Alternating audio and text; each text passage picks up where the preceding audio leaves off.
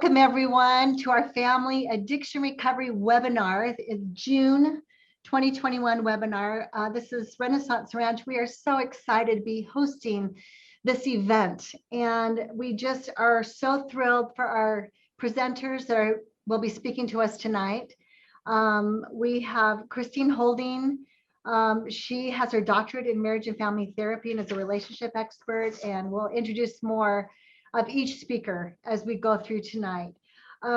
This is so important to us. We really believe addiction is a family illness. It impacts everyone in the family, and sometimes for generations, those patterns go on for generations. And what we have witnessed at the ranch for the last 10 years, at least, that we've been really involved, is that when the family members engage and they start learning and becoming educated on just those codependent behaviors, the rescuing, persecuting, suffering behaviors that are seen and unseen, it does so much to help that relationship, to strengthen the relationship. And we know that through research today, we're so blessed to have all this evidence-based practice and all this scientific empirical research.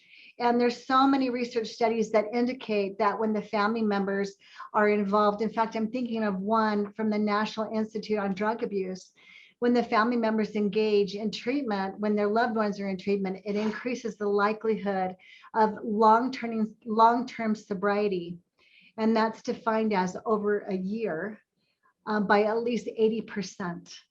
And we are witnesses of that. We have seen that. I don't know if many of you know, we're the Dixons. My husband's Rick, I'm Christine. And we have the privilege of working with the Renaissance Ranch with our two sons, Tyson and Preston. And over the last 15 years, we've actually, through our church, we're called to help facilitate 12-step meetings. And we've been doing that now, like I said, for 15 years, and have sat in literally hundreds of different 12-step meetings and heard people, both the family member and their addicted loved one, share those things that mean the most to them and what's been the most helpful.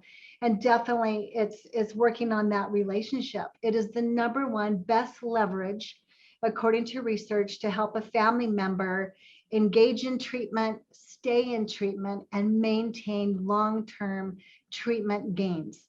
So we are so all about that. We have 6 weekly online family education classes that you can choose from that are being taught and facilitated from a parent perspective, from a spouse perspective. We have a women's only meeting. We have a couples recovery group, and we all include education, and then we all work the same 12 steps that miraculously have been healing millions of alcoholics since the 1930s with Alcoholics Anonymous. That's probably one of the biggest miracles that I know of, is when the founders of AA, Bill W. and Dr. Bob, were inspired to come up with these 12 steps, which I believe were totally inspired by God. People started to heal from alcoholism. I mean, it was the impossible started to happen. And so all of these alcoholics start healing in the 30s, and they're so happy, and it's such a miracle. And the family members find out that, gosh, my loved one's really growing, and they have all this positive momentum and growth. Well, I'm feeling kind of stuck. I'm kind of stuck. I'm still dealing with those matters of the heart, the hardness of the heart, or the resentments, the anger, the frustration, the despair, just not having the tools how to communicate and connect. And we are so blessed to have Christine Holding with us tonight. Before we hop into the official webinar section, I really want to introduce you to Rick. And Rick, if you share a little bit about the Q&A, that's always our favorite part, where we can answer your questions. He's going to explain a little bit, and then would you give us a prayer? This is such sacred work that we do, and we need to invite the Spirit to be with us. This is a quarterly webinar, and today, what the theme is finding peace in recovery and relationships. Today, we know that there's many that are suffering, that are hurting, maybe in their addiction, or maybe suffering as a family member. What we want to bring here through several stories is hope for those who are suffering, hope for depression, hope for addiction, hope for those who've struggled or are struggling with mental illness, hope with the affected family members. And so this is going to be a wonderful night, a sacred night. Now, those of you who do not know how the chat feature works, you can go down and click on it and write questions. We will have question and answers at the end, and it will go several minutes. We find in these webinars, the question and answers are gripping. And boy, they're just really, really helpful for those who are suffering in the moment, and it helps the whole group. What we'd like to offer and remind you to do is as the questions come up, write them in the chat. Do not wait until the end. Right when that question comes up, get on and write that question out. So we have several of them. So at the end of our speakers, at that point, we can manage and get through a bunch of questions. If you want to name a specific presenter, go ahead. If you don't, that's fine as well. We'll just throw that at someone that we feel will be helpful. So again, make sure you're writing down your questions as fast as they come to you. With that, let me go ahead and offer an opening prayer.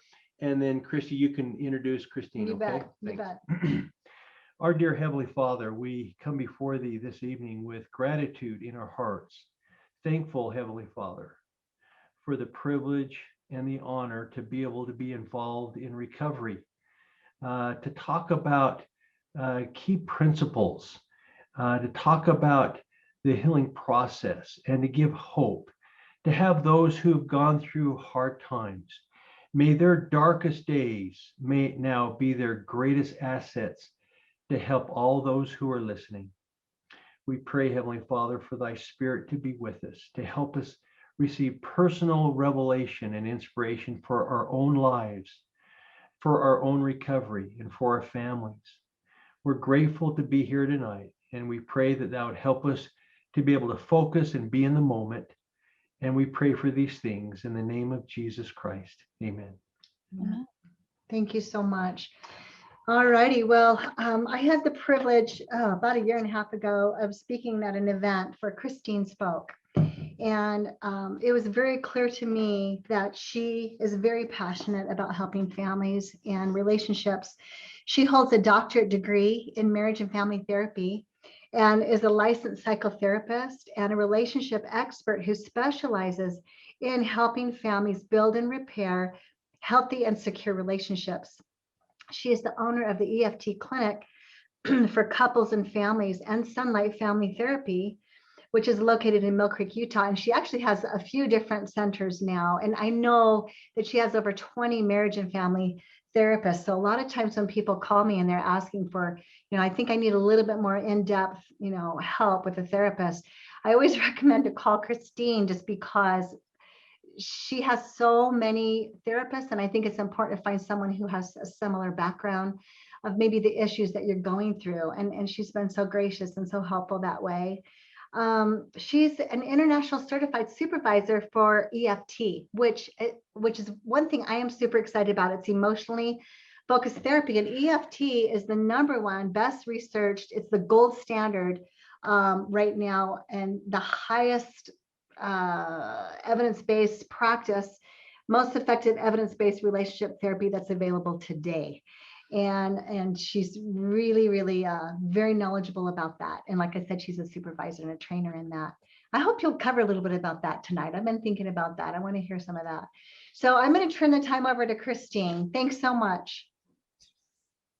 Well, thank you. Thank you, Christine. And thank you, Rick. I first of all, just want to say thank you. I really appreciate the invitation to come and the invitation to be with you here tonight. And want to say also welcome to everyone who is with us tonight, wherever you may be joining us from. I'm just getting my view here a little bit better. Okay, so whatever brings you here tonight, whether you're here as a support, whether you're looking for healing, I know that we have people from all different avenues joining us tonight. So I just want to let you know that I'm happy that you're here. I would love to be in a room where I can see your beautiful faces, but this will do for today. But I hope that tonight is just the beginning of conversations, and that if there's something I share with you tonight that resonates or makes sense to you, I really encourage you to reach out to me and to our team. We would love to be a resource to you. We actually have some of our therapists on tonight joining us and watching the webinar. So welcome to my team members as well. So as Christine introduced the topic of finding peace, it reminded me of a story that's really touched me over the years, of the artist and sculptor Michelangelo, when he sculpted the beautiful statue of David. And we probably all know and can picture that beautiful marble statue that's in Italy. But after sculpting this beautiful statue, there is kind of a story about a man talking to Michelangelo and saying, how did you ever create Michelangelo out of that big block of stone? And his response, as the story tells it, is that his response was, David was always in the stone. I just had to chisel away the excess stone to find him. And I love that idea, and I love that story, because it's a reminder to me about peace, that sometimes peace is just hidden very deep within. And I think that what I see and what I feel in my own life is that oftentimes it's not that we can't find peace, but it's that we have forgotten peace, but that it really resides within us. And I'm hoping today that as I share just a few thoughts with you, that you'll think about, how can I remember peace and bring that back into my life, and maybe chisel away some of the things in my life that are blocking me from feeling that peace. So I'm going to start by just sharing my screen with you and sharing a little PowerPoint that we'll go through. And again, as Rick said, please feel free to ask questions, and I'm going to stick around until the end and answer questions at the end of our webinar tonight. Okay, so here is my contact information at the clinic, Christine@theeftclinic.com.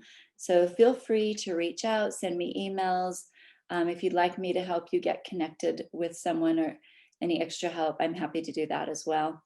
But tonight I really wanted to spend a few minutes talking about creating healthy family relationships, even when there is a mental illness present, because I think that combination is difficult, and sometimes it can lead us to losing some hope and maybe losing that sense of peace. So to begin with, I'd like to have you think about what is mental health.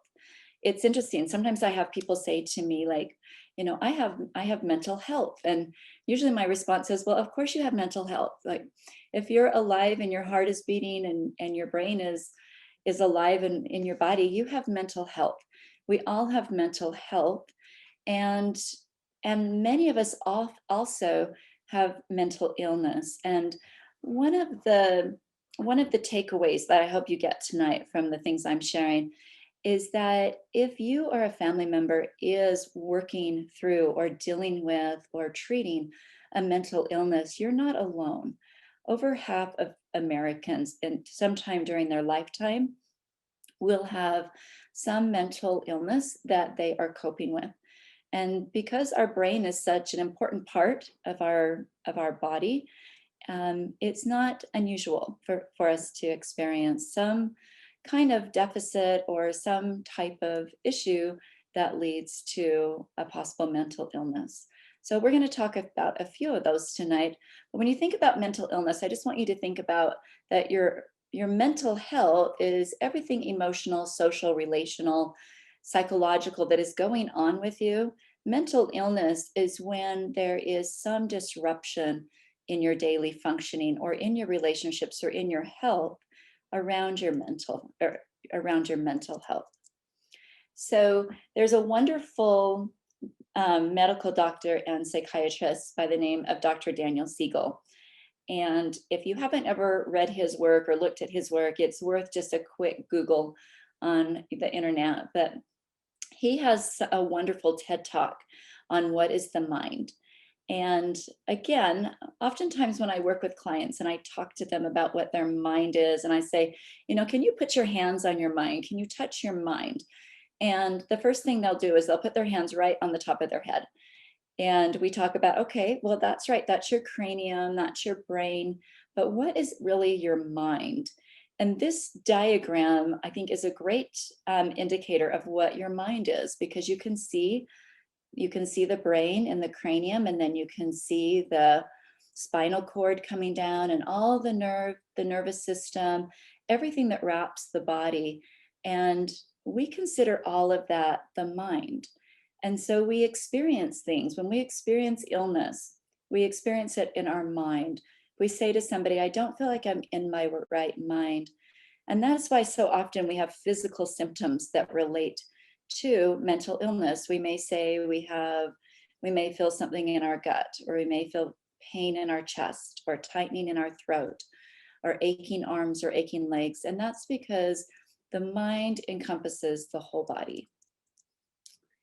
Another question that I often get asked is, if I am experiencing, or if my family member is experiencing some type of a mental illness, did I cause this? Is this caused by my environment? Is it caused by my biology? What is the cause?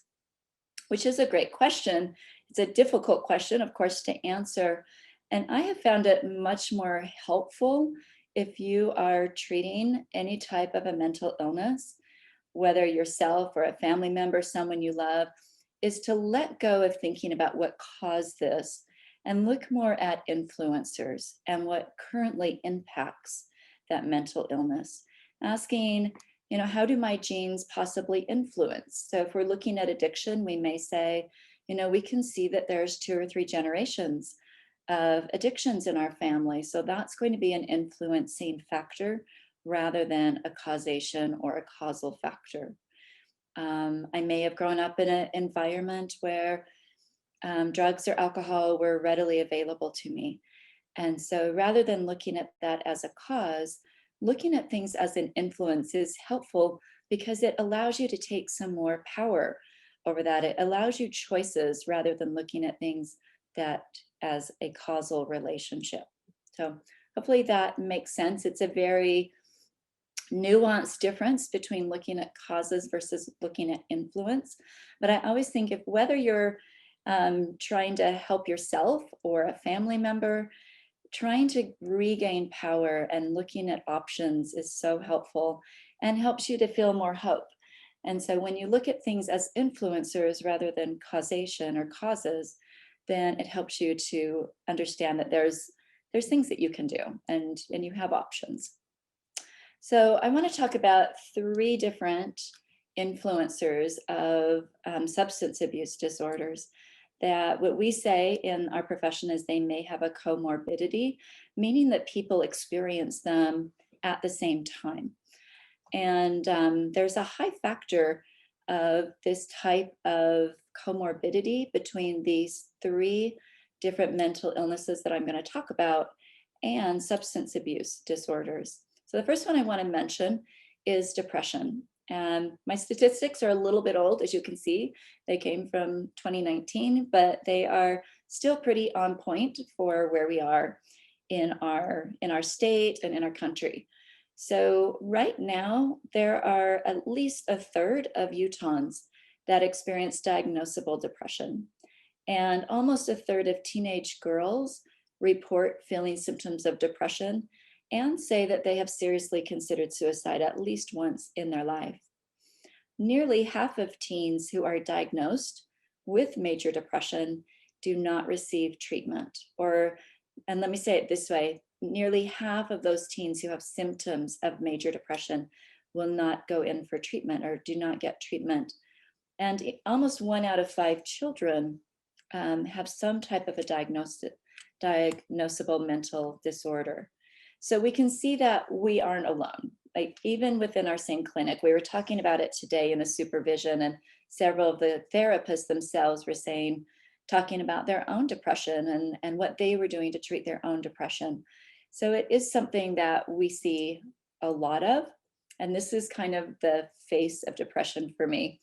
When I think of depression and think of some of the symptoms of depression, I kind of think of that person who feels like, I don't know if I want to get out of bed today, and I don't know if I can get up off the floor, like this dog looks. On the other hand, we have anxiety. And anxiety is the most common and pervasive of mental illnesses. So we have right now over an estimated 40 million Americans that struggle with anxiety. And women are twice as likely to be diagnosed. Part of that is because they're more likely to seek treatment, but part of it is that there is just a higher rate of anxiety among women. And again, like depression, less than 40% receive treatment. So, and here's a quick face of anxiety. So you can kind of see the difference between the two of them. And the third one I want to mention is trauma. So we may not think of trauma as a mental illness, but it is very much considered a mental illness because with trauma, things that seem very abnormal to us normally now become normal responses. And it often is what will take someone to looking for some coping strategies. So trauma can be physical, emotional, spiritual, social, or sexual. It can come from natural disasters, or it can come from relationships. It can come from a lot of different places. But what all trauma has in common is that it's deeply disturbing, disorienting, and distressing, either to experience or to witness. And therefore, it leaves us feeling powerless, helpless, a loss of control, and looking for a way to cope or to heal with pain and to survive or heal over time. So we don't have time today, but I'm just showing you this picture of this life flight from the University of Utah. And it's picking up a hiker off of Mount Olympus who just experienced a very tragic trauma. So one of her dearest friends was hiking with her on Mount Olympus, and the friend slipped and was pulled into an avalanche chute and fell 1,000 feet and died. And then they life flighted her body off the mountain, and then came up to the top of the mountain and life flighted the other climber off the mountain. And this is actually me getting life flighted off Mount Olympus. And it was experiencing this trauma, which of course is a long story that is an hour presentation in and of itself. But I show this just because it was the trauma of experiencing this that really led me to become a therapist and to become passionate about helping other people treat trauma and anxiety and depression. So coping with the symptoms of a mental illness, as you know, whether it's your family member or it's you or a best friend, whomever you're thinking about today as you attend this webinar, that coping with a symptom of mental illness is something that we all try to do, whether it's secondary coping. Maybe I'm coping because my son or my daughter or my husband is experiencing a substance abuse disorder, or maybe I'm just trying to cope with a substance abuse disorder myself. So whatever it is, we try to find ways to cope with that depression, the anxiety, the trauma, or the other distressors. And this part is so key to understanding, is that the substance that we choose, or whether that be a drug or whether that's alcohol, it could be pornography or sex, it could be food, it could be gambling, it could be many different things. But the reason we choose it is as a coping strategy. So the hope is that by picking up or turning to that substance, that we will receive relief from whatever the distressing symptoms are that we're experiencing. And so it's actually in the early stages, it is more of a solution if that makes sense. So we turn to something that we can control, the food we put in our mouth, or a drug that we put in our mouth, or alcohol, or maybe we turn to, some people might turn to excessive exercise, or we might turn to pornography. Whatever we turn to, we are turning to it for a reason. And typically the reason is because it is treating a symptom that we are experiencing that is just stressful to us. And so we start by using it as a method to try to treat and to alleviate symptoms that are distressing and we don't want to have. And unfortunately, what often happens is that use then leads to a dependency or an abuse of whatever that coping mechanism or that solution is. And now the solution has become an addiction, and our coping strategy has become the new problem. And that's important to understand, because then when we say we want to set that coping strategy to the side, we need to look back and say, okay, but what was I trying to treat in the first place? And now how am I going to cope with that instead? So part of the way, and one of the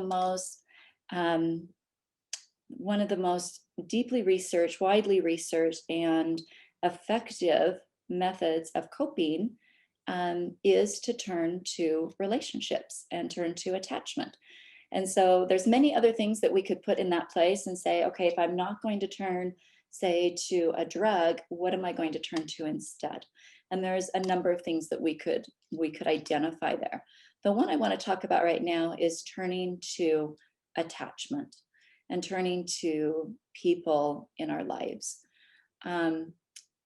We have found through generations, right, of trying to use isolation and separate people as a means of torture, as a means of control. As you remember, like prisoners have been put into isolation, and they call it a living death. In fact, they say there's nothing worse than isolation. And it's the same with children. We know that with little children, and we can read studies that go back to John Bowlby and Dr. Ainsley, and see that if children are given food and water, but no touch, no love, and no connection, they die. They can't live. And so we need relationships to thrive. We need relationships to heal. And so I'm going to show you just a very short clip of what happens when a secure relationship is taken away. And I want you to put yourself either in the shoes of this mother or this infant to see and see if you can relate to how this mother and child respond to each other. And she gives a greeting to the baby gives a greeting back to her. This baby starts pointing at different places in the world, and the mother's trying to engage her and play with her.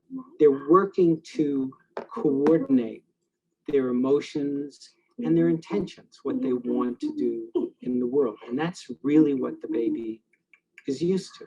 And then we ask the mother to not respond to the baby. The baby very quickly picks up on this. And then she uses all of her abilities to try and get the mother back. She smiles at the mother. She points because she's used to the mother looking where she points. The baby puts both hands up in front of her and says, "What's happening here?" She makes that screechy sound at the mother, like, "Come on, why aren't we doing this?" Even in this 2 minutes, when they don't get the normal reaction, they react with negative emotions. They turn away. They feel the stress of it. They actually may lose control of their posture because of the stress that they're experiencing.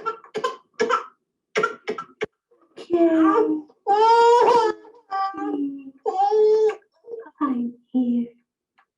And what are you doing? So you notice how quickly that child, when the mother turns away and she loses that, attachment to mom, how very, very quickly that child can go into emotional distress. And then how the mother becomes distressed as well when the child goes into emotional distress.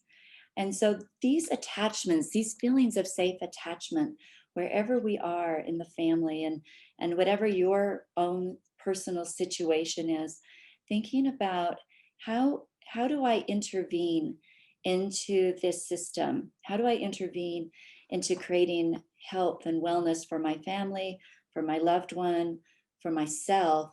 I really want you to think about what is happening with my attachments. Okay, and I'm going to talk a little bit about preventing and intervening with mental illness, but I'm going to keep in mind and point out how this happens with attachment. So a lot of the things I'm going to share with you are relational, and they're about doing things with each other and creating that attachment. So prevention means, what can I do before I'm feeling symptoms of mental illness? And intervention is, what can I do if or while I am experiencing, or my family member is experiencing mental illness. So prevention is can be doing daily mindfulness practices, eating healthy diets, exercising, really serving others and trying to fixate not on self, but turning out, serving, trying to look out beyond yourself. Writing, doing journals, expressing gratitude, cultivating. And I said real here because so many people tell me like they have so many friends, but I want to know how many real friends people have. And surprisingly, the number of real friends people have, this has actually been researched, has actually decreased every generation. Every decade, when that question is asked, the number of real friends decreases to now in the 2020s. People say they have 1 to 2 real friends that they could turn to. And that has gone from a much larger number generations ago. So cultivating real friends. Tools of intervention, first of all, is to ask for help, because you're not alone. You're here today because you're asking for help. You're looking for help. So I'm speaking to the choir, but to write down your thoughts, to confide in family members, join support groups. Renaissance Ranch, is wonderful to offer support groups. Practice self-compassion, use appropriate prescriptions as directed, and get the help you need. And then in creating a healthy relationships, when we think about, okay, if attachment is really the antidote, right? They say the opposite of addiction is attachment. So if we really want to create healthy relationships within our family units, within our marriage relationship, with a child, some of the things that we can do is really recognize that attachment happens often in quiet moments. It's when you happen just to be sitting together, or you're on a ride together. They're usually unpredictable moments that also tend to be tech-free. So trying to create quiet, connecting moments in the family is a great way to foster relationships. As you remember, the picture of the mind is the whole body. So we want to keep the whole body healthy. So providing your family with low fat, low sugar, healthy foods, and gathering the family together for meals is another way to connect and to keep the family engaged with each other. Encouraging exercise, planning adventures and outings, fostering a family culture of service. Again, back to trying to look outward rather than inward.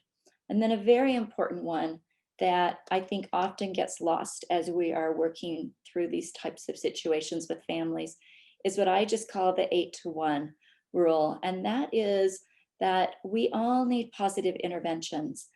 And so having 8 positive interactions with a person to everyone, maybe negative or discipline or something that is not a positive interaction, helps keep the relationship healthy.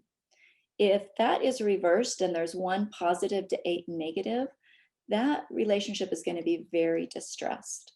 And so this is actually research done at the Gottman Institute. John Gottman and his wife Julie Gottman have done a lot of research around this, and 8-to-1 is the sweet spot.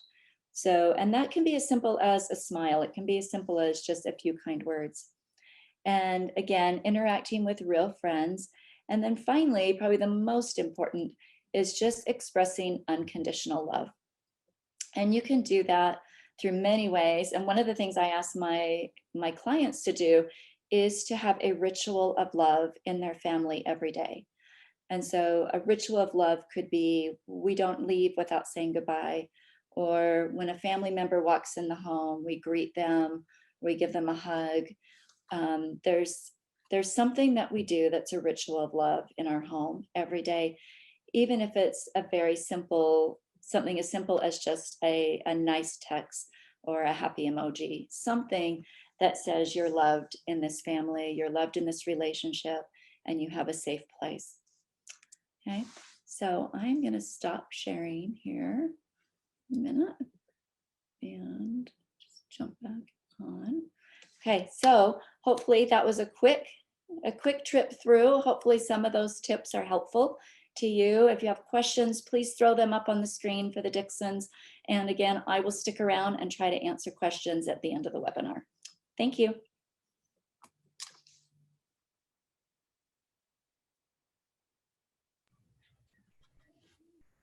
Okay, I think that's me. Hey, that was great. Yeah, Ty, we were hoping you'd be Thank on you, that. There you Christine. go. That was awesome. You know, you guys, that was powerful. I loved, Christine, when you talked about, well, for example, anxiety being the most common and pervasive mental illness. And that is something that perhaps we could talk about a little later. I did not know that.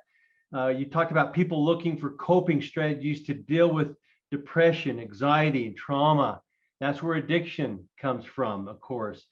I love this the most. You said, quote, a loving relationship has the ability to heal devastating wounds. Boy, oh boy, that's what we try to do with our classes. We have 6 online Zoom classes. They're free to the public. They're free to our clients' family members. And it's all about relationships and how to navigate that, how to work through it. I'm so glad you said that, because I forgot to share in the very beginning when we talked about AA coming up with those 12 steps and the family members still kind of being stuck. They found out that the family members actually need to work the same 12 steps, and working through all of those principles, that's when the relationship could start to heal. Yes. Yeah. Powerful. And I also loved, Christine, when you talked about creating healthy relationships. Super. You come home, you acknowledge, you know, whoever came in the door, giving hugs. That ritual, daily just ritual. little things to keep the relationship solid. I love that stuff. Thank you. And we'll come back, I'm sure, with some questions. That was powerful. Next up, we have our son, Tyson. Just a little bit about Ty, you guys. Ty as a boy was a wonderful kid, just like any other boy, full of excitement, did sports. We did a lot of fun things together. He just witty, a fun kid. Fell into addiction in his teen years, became fully addicted outside of high school, struggled with the law, and boy, oh boy, we saw some dark days as a family. He and his brother both was using together. There was a few treatment centers. And then finally, we came across the Renaissance Ranch, which we didn't know about really. And in 2008, Tyson got into the ranch. That's when everything changed. The real game changer along with that was the family group meetings that you and I went to. Remember that? Boy, that made all the difference, because we were focused on relationships and the problems there. I remember when Ty got out of treatment, he said this in a very passionate and an emotional way. He says, Dad, I want to go into this industry. I want to help those who are struggling with addiction. I want to make a difference in that area. and I was hoping he was serious. I felt he was serious. Within a few months, we knew he was serious.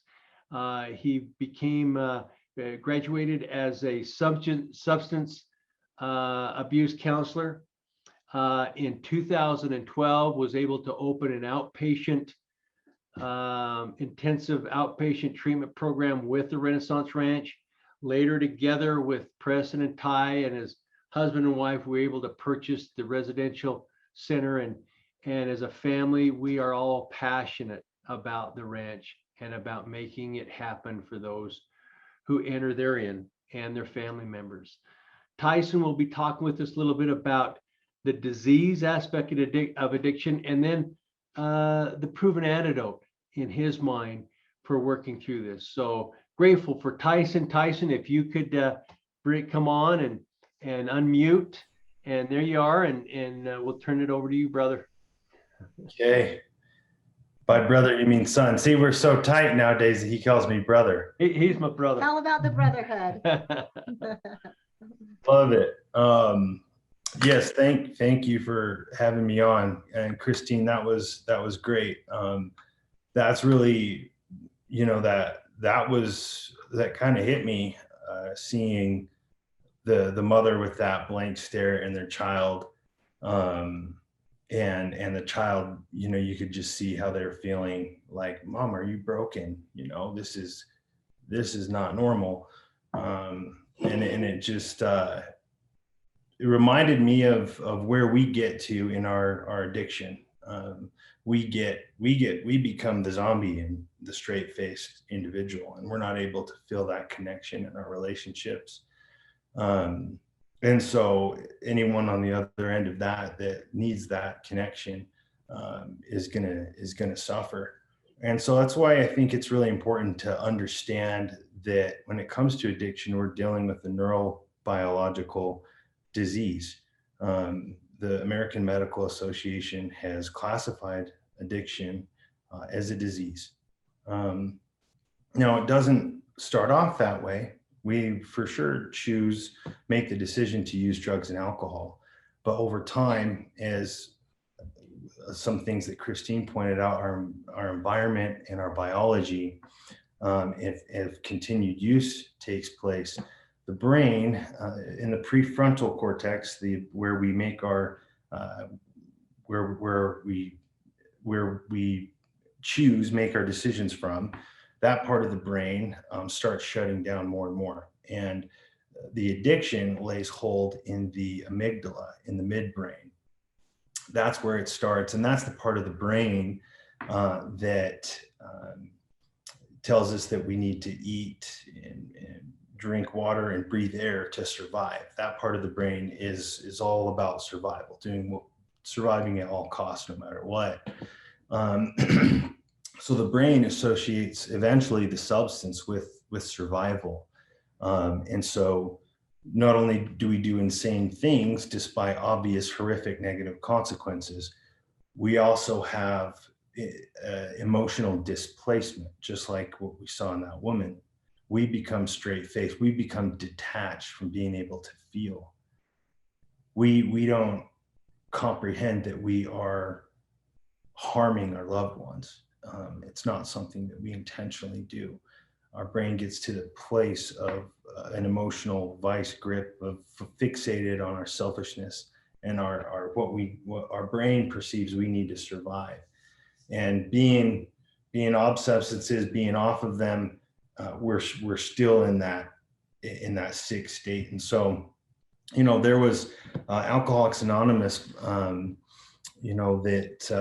they first at the beginning in the doctor's opinion, it talks about Dr. William D. Silkworth, who he was a national specialist working with alcoholics and addicts.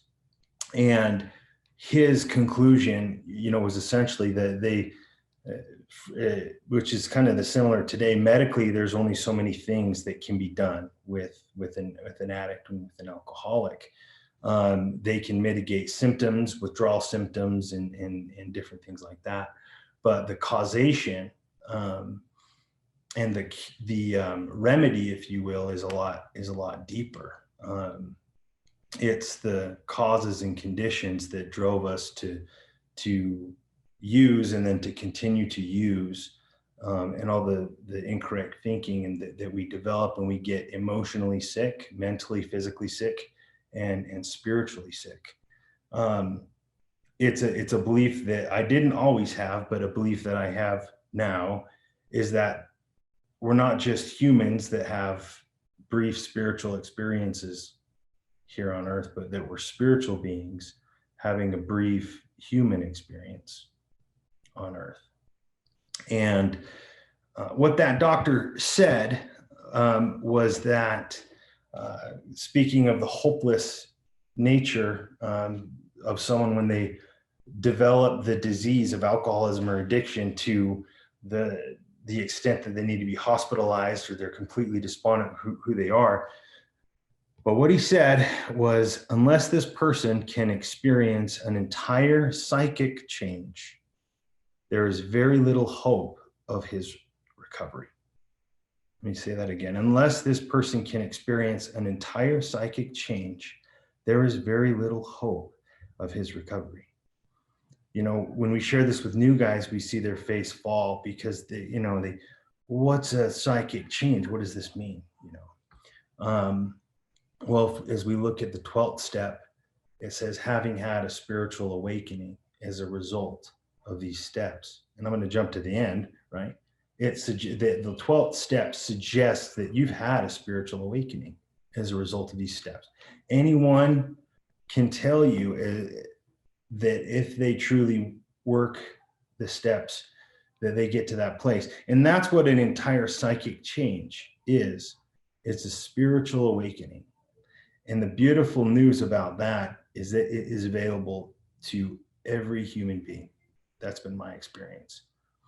I fell victim to the belief that, first of all, that there was no God. It was easier to believe with my shame-based thinking.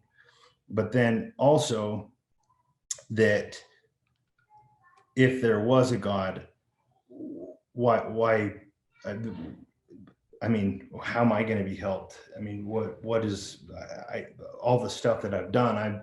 I'm not worth saving. I'm not worth being helped. I need to continually be punished. Those self-defeating thoughts and that are an aspect of our disease, and then keep us sick.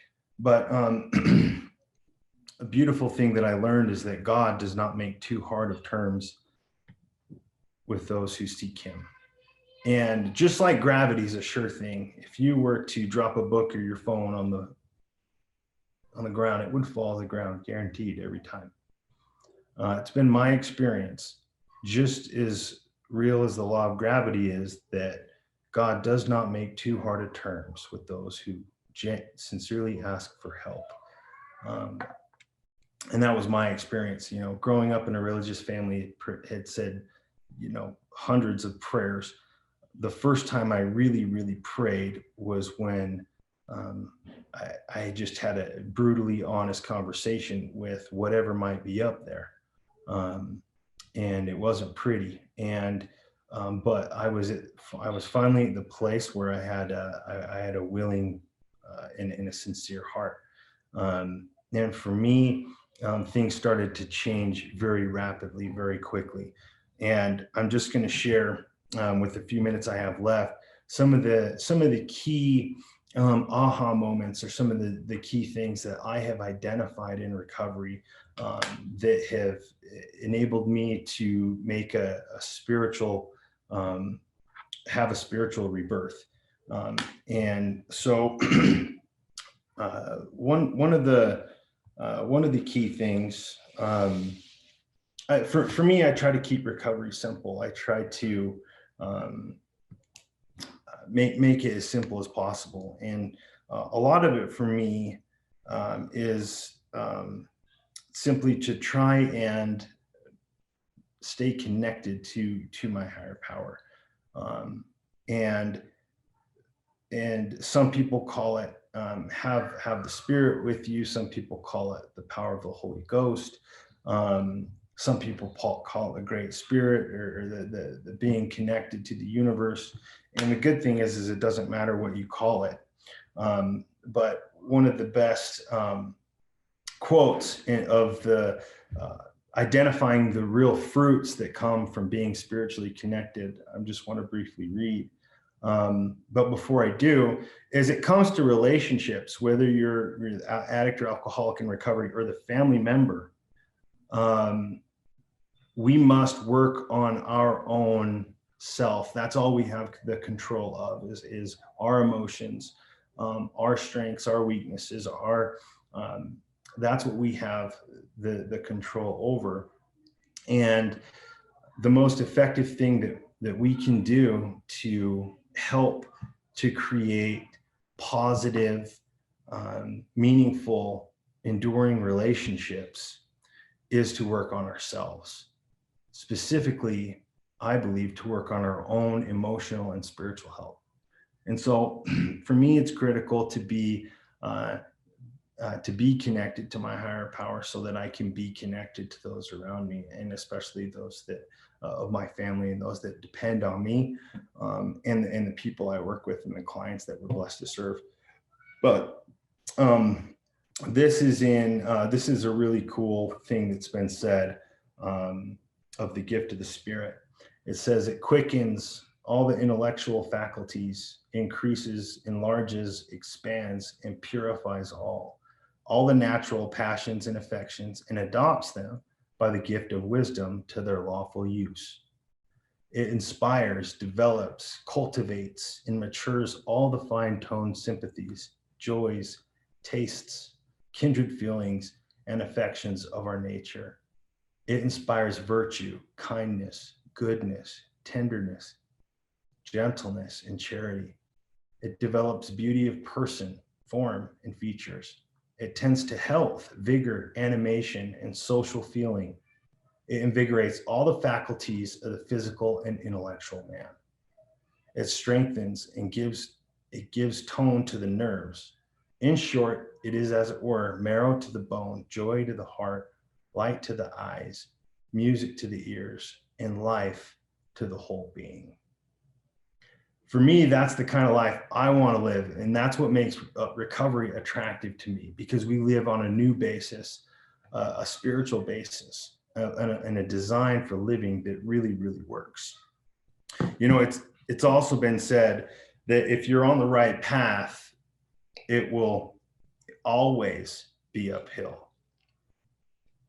If you're on the right path, it will always be uphill. So if you're struggling, if things are difficult, you're on the right path, because we only grow through adversity when things are difficult.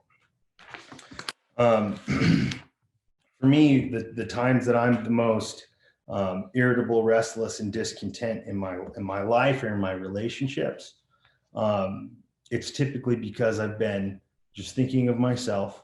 I have expectations. I have an inability or a disconnection from an awareness, and I'm not willing to accept the circumstances. I'm not willing to accept what's going on. And so one of the biggest helpful tools, I'm just going to read a brief paragraph. This is from page 417 of the book of Alcoholics Anonymous. And whenever I struggle with accepting a situation in life, I often read this, and it helps to put things in perspective for me. But it says, and acceptance is the answer to all my problems today. When I am disturbed, it's because I find some person, place, thing, or situation, some fact of my life unacceptable to me. And I can find no serenity until I accept that person, place, thing, or situation as being exactly the way it's supposed to be at that moment. Nothing, absolutely nothing happens in God's world by mistake. Until I could accept my alcoholism, I could not stay sober. Unless I accept life completely on life's terms, I cannot be happy. I need to concentrate. This is the key for me. I need to concentrate not so much on what needs to be changed in the world as on what needs to be changed in me, in my attitudes.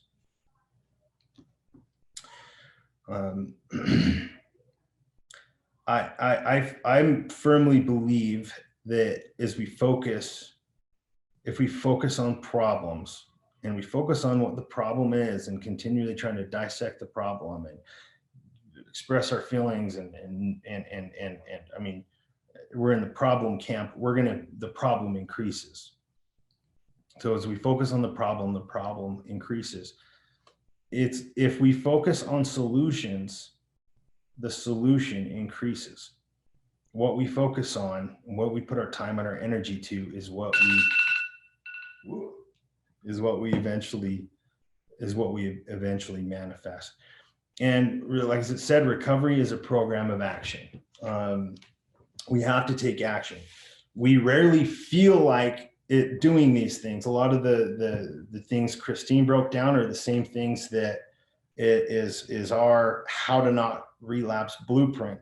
It's meetings, it's prayer, meditation, it's writings, it's reading, it's eating healthy, it's service, all these things. But if you're a normal person, you don't always feel like doing these things. And be patient with yourself and just know that motion creates emotion. So if you don't have the emotion and you don't feel like doing something, just do it and start taking action. And that what we're looking for, the willingness to want to continue on, and the willingness and the strength and the passion to and the willingness to stay connected to it works.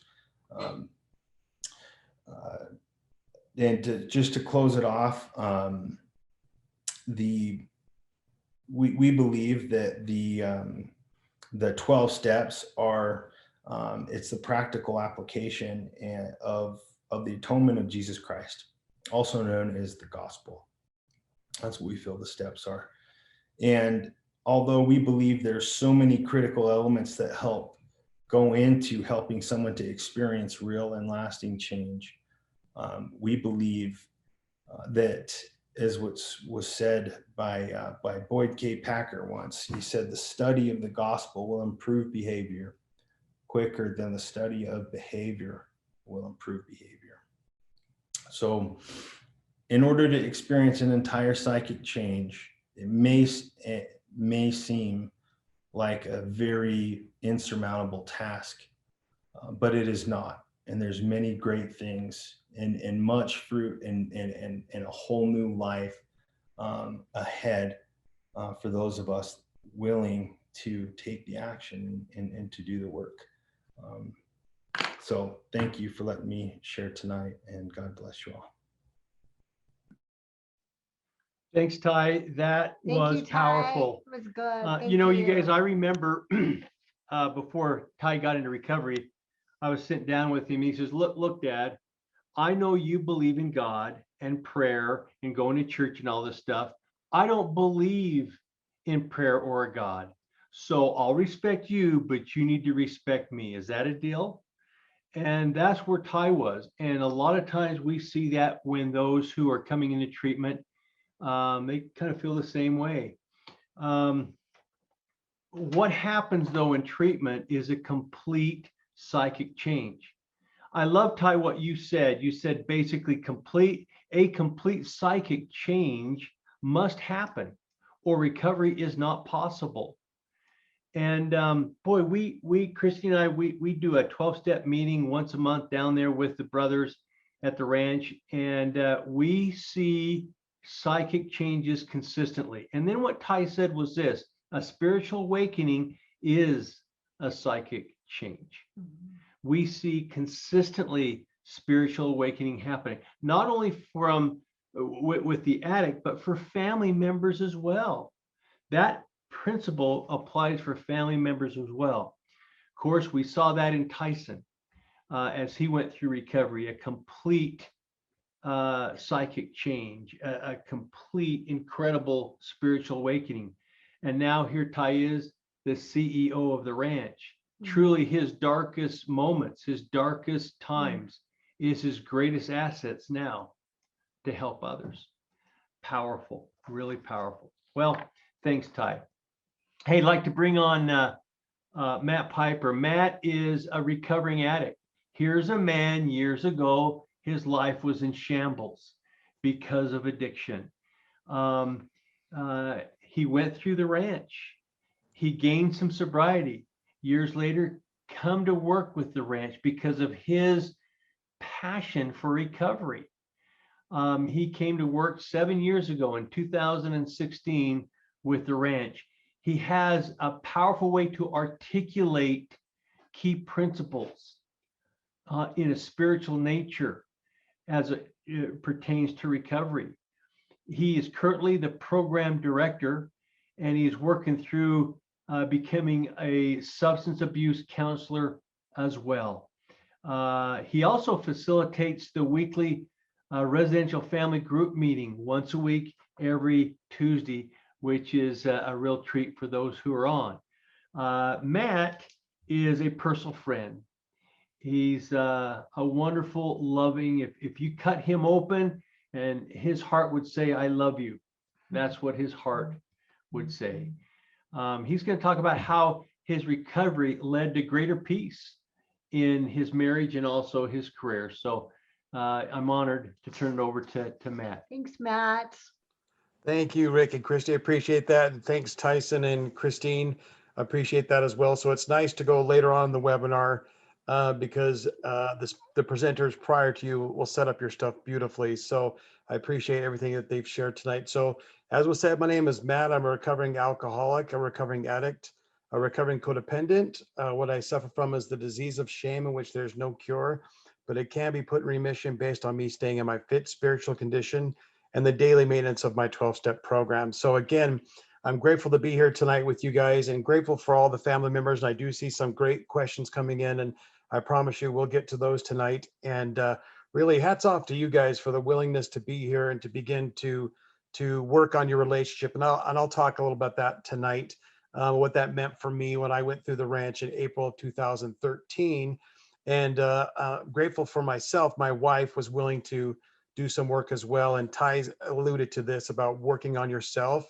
And people ask me, can I work on it if my loved one is interested? Yes, you can. In fact, you need to. And Holly was involved. My wife was involved in Al-Anon since 2003. So really 10 years, we were back and forth. I was in treatment, out of treatment, but she sort of laid a foundation for herself and was really able to distance herself or detach with love, which is kind of what I needed in order to get help. And so what I'm going to talk a little about tonight is I'm going to talk about connection and how to connect with your loved one. So my wife and I couldn't be more different.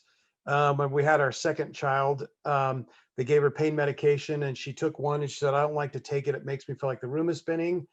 And I said, no, I like to take it because it makes me feel like the room is spinning. So we're completely opposites, right? And I have the disease of addiction. She does not. And in our family history, alcoholism, I tell people it doesn't run in my family. It gallops through and breaks things. But my wife, no alcoholism in her family, but definitely codependency and perfectionism. And so the end result kind of manifests itself as the same. And so with my wife really looking at her part in our relationship, I looking at my part in the relationship, the beauty is we could come together with a commonality of language and to begin to develop a new relationship, which we needed to have in order to for us to progress. And I know Rachel and Jeff will be speaking a little bit about that later on. So, and also just to keep in mind that this stuff is hard stuff that you guys are doing. It's difficult. There's no manual that comes with this. I wish there was, right? One of my favorite stories I love to tell about Albert Einstein. So Albert Einstein was married and divorced and then famously, married his cousin. But he had two kids from his first marriage. One of them was actually a schizophrenic, and Albert Jr. Was not, but went to school and actually followed in his father's footsteps to become a physicist. But shortly before Albert Einstein dies, he was a professor at Princeton University. And so this is 1955, right before he passes away. He wants to reconnect with his kids. So he's been estranged from them for years and years and years. In fact, never met his grandkids. And so he knows he's getting sick and he's dying. So he wants to kind of mend that relationship. So he invites Albert Jr. to his house. And he comes in and they sit around the table and he's getting to know his grandkids and his daughter-in-law and all that kind of stuff. And they go outside to play, and there's a famous exchange between Albert Jr. and Albert Einstein. And where Albert Einstein says to Albert Jr. is, you know, I am this great man of science. I'm one of the best thinkers of the 20th century. I've won a Nobel Peace Prize. I'm, the theory of relativity. I'm known as a great thinker. And he said, but the one thing I could never figure out is how to have a relationship with you, or to be a husband to your mother, or a parent or a father to you guys. He's like, that stuff was the greatest mystery to me. And so it's one of these things where if Albert Einstein struggled with this stuff, we all struggle with this stuff, because again, the relationships is more to do about emotion and feelings than it is to do with intellectualization. And so tonight, what I want to talk to you about is maybe some of the causes and conditions. And Christine alluded to that as a coping mechanism. And then how can you connect with your loved one on an emotional level, though you may not be an addict or alcoholic yourself. So what I'm going to do is share my screen with you guys here. I'm going to click some buttons. Hopefully I don't order a pizza off Amazon, but okay, here we go. All right, so my first slide, it says in the big book of Alcoholics Anonymous, page 64, it says, our liquor was but a symptom, but now we had to get down to causes and conditions. So the cause is typically shame-based issues, self-esteem issues. The condition is typically codependency, which is defined as I'm worried about what you think about me. And so when we have those two, the perfect storm, as I call it, together of shame-based feelings and codependency, can lead us or drive us to use drugs or alcohol to cope with these feelings. And so to keep in mind that all addictions, that's pornography, gambling, sex addictions, workaholism, drugs, alcohol, all the addictions are maladaptive coping mechanisms designed to meet needs. So it sounds sort of counterintuitive to be like, well, why is drinking and using designed to meet needs? It's a maladaptive way to cope to get those needs met. And so I want to talk to you tonight about what those needs are. So as human beings, here's my intimacy slide poster. When I talk about intimacy, I don't mean sexual intimacy. That's only one of the 6 parts of intimacy, and the world has hijacked that word to mean sexual intimacy, which is not what we're talking about. When I'm talking about intimacy, and again, Christine alluded to this with that attachment, right? As human beings, we're born to need each other, and we heal in the context of relationships. In fact, we're the only life forms on this planet that has to attach with each other, because mammals can survive and live on their own from the day that they're born, but we need to connect with our mothers, with a group of people to help us survive and to go into adulthood. Hence why we sometimes get attachment issues. So intimacy means a deep and intimate connection with another human being or a group. Now, I believe that we're hardwired for connection on a spiritual level, being connected with God and to our fellow man, with each other on a spiritual level, but also on a physical and emotional level. We have what's called the vagus nerve that runs through this, that sort of connects us with other human beings. The vagus nerve what's fired off when you see a great video of, a soldier comes home from the war and his kids get to see him for the first time, and the kid's emotional, and you kind of get that lump in your throat and a little tear in your eye. That's your vagus nerve connecting with that moment, right? And so it's like the movie E.T., I call it the heart light moment, where we feel this connection. So we feel that. So we need that as humans. We love that. We yearn for that. We want that for our survival. So this intimacy is our number one craving. It's our number one need, but it also is our number one fear. And the reason why we fear this so much is because it requires emotional honesty. And to be emotionally honest, I have to get vulnerable, which means that opens me up for the possibility of being hurt, right? And so if I'm afraid to tell you how I honestly feel, I may drink or use to numb out those feelings. And so I'm going to do a little quick impromptu survey. You don't have to answer or raise your hand on the thing, but just maybe think in your mind. So as human beings, we have the 5 basic emotional fears and 5 basic emotional needs. So if you need one or all 5 of these, I want you to raise your mental hand in your mind, and we'll go from there. So do you fear criticism or to be criticized? Do you fear ridicule? Do you fear judgment? Do you fear rejection? And the big one here, do you fear abandonment? and abandonment is typically number one for men, right? So if you fear one or all five of those things, now the opposite of that is these emotional needs. So if your need is for affection, attention, approval, appraisal, or acceptance. So that's how we have the same 5 fears and we have the same 5 needs. And so to be vulnerable as we connect with our loved one, and sometimes we have to talk to them about hard things. And when they're in their addiction, they're numbing something out. One of these fears they're numbing out. Now, if I'm judgmental, they're not going to listen to what I have to say if I want to be a person of influence. But if I can connect with these feelings of the emotional fears and knowing that they want these emotional needs, I can be that person of influence to connect with them. So I'll give you an example. So if my sister was in an abusive relationship and she called me and said, "Hey, Matt, I want to talk to you about this relationship I'm in." And I go straight to criticism, ridicule, judgment. "How are you, Sarah? You know better than that. Why are you doing that? Like, oh, you need to leave that guy." It's like she already knows all these things on an intellectual level. So again, it's not a lack of knowledge, but a lack of motivation. So if I shame her and I start meeting these fears, she's going to shut down and realize that I'm not a safe person to connect with because she's looking for these 5 needs, right? That approval, acceptance. But if she tells me the story, so I've never been a woman, I've never been in an abusive relationship, but if I know, if I can connect with that feeling of abandonment, and that's what my sister is really afraid of, and that's why she stays in that relationship, I can go, "Oh man, Sarah, I'm sorry that you're experiencing that. I love you. Thanks for being vulnerable and with me and telling me what's going on. How can I help you? Or what can I do to support you? I love you." Then I can become that person of influence, that support person. So though you may have never drank or used drugs, you know what those fears feel like and you know what these needs are.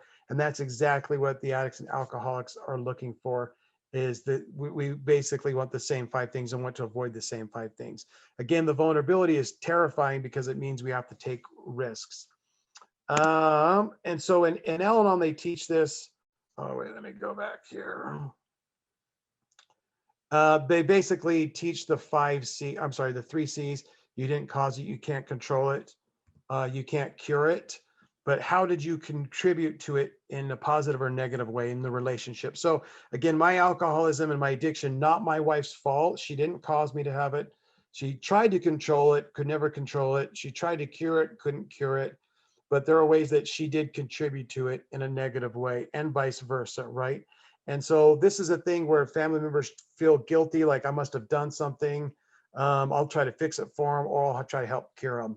We can't do any of those things, but we can think about how did we contribute, and we can contribute in a positive or in a negative way. And so I'm going to discuss that real briefly with you with some negative contributions. So one of them is, again, trying to control it, trying to do things for them that they can do for themselves, and not having any boundaries. And what's interesting is, and Holly didn't have many boundaries, and when she did set them, I would cross them, because addicts and alcoholics, by the very nature, are boundary violators, or they're boundless, because we would stop when we could, but we can't. So we typically cross over that boundary.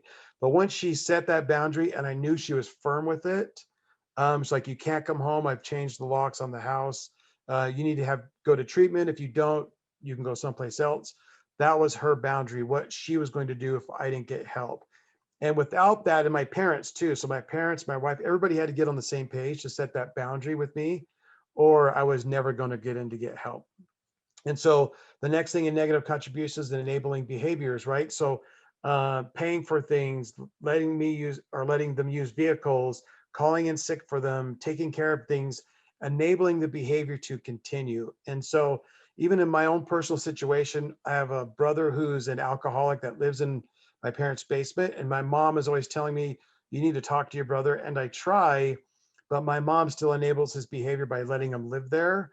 And so I can't really do anything because my brother won't stop, because there's no reason to, because there's not enough pain to get him to switch. So my mom is basically enabling that behavior. So, but quit enabling,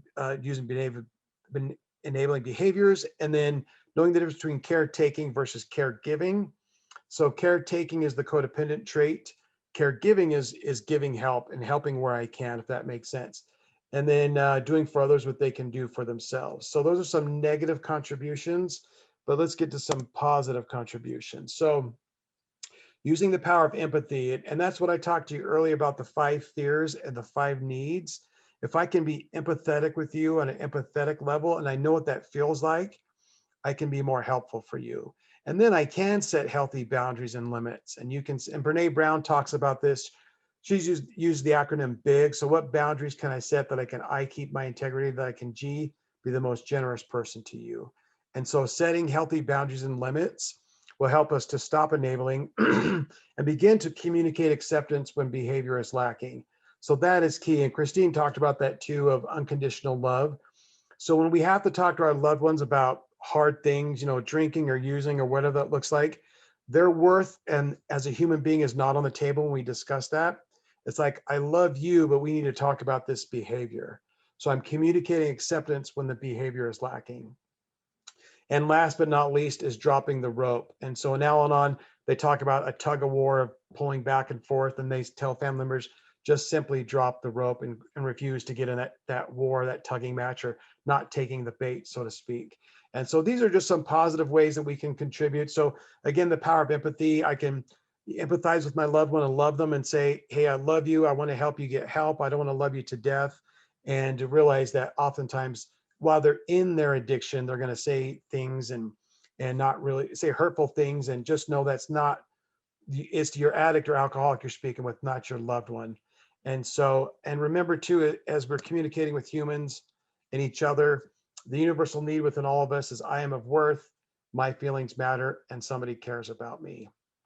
And so, and lastly, I just wanted to show this slide. This is the last place I drank, April 15th, 2013, in this parking lot. But this is kind of a sacred place for me.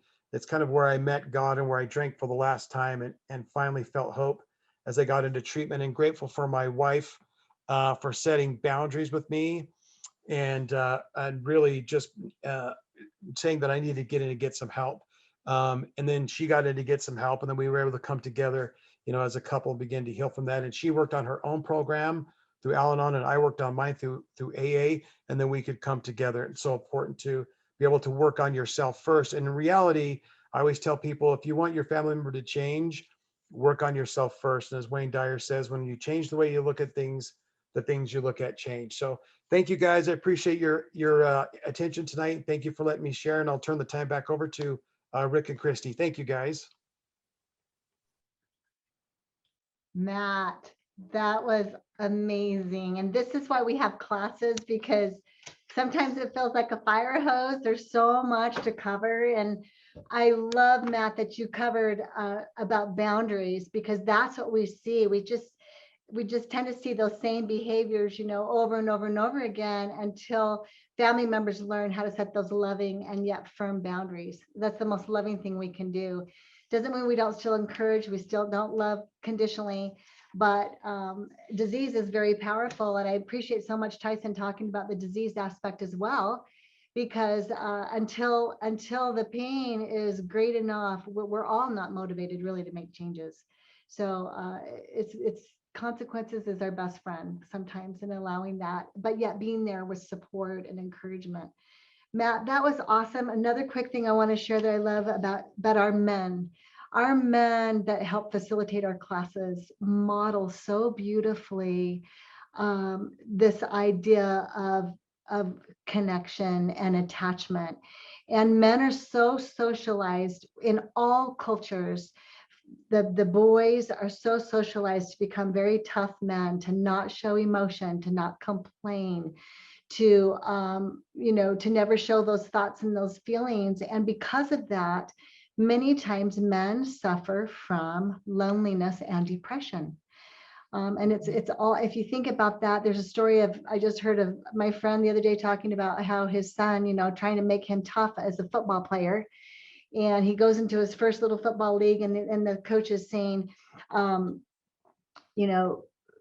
be tough and just really trying to toughen him up, and don't be wimp, don't be a sissy, and this and that.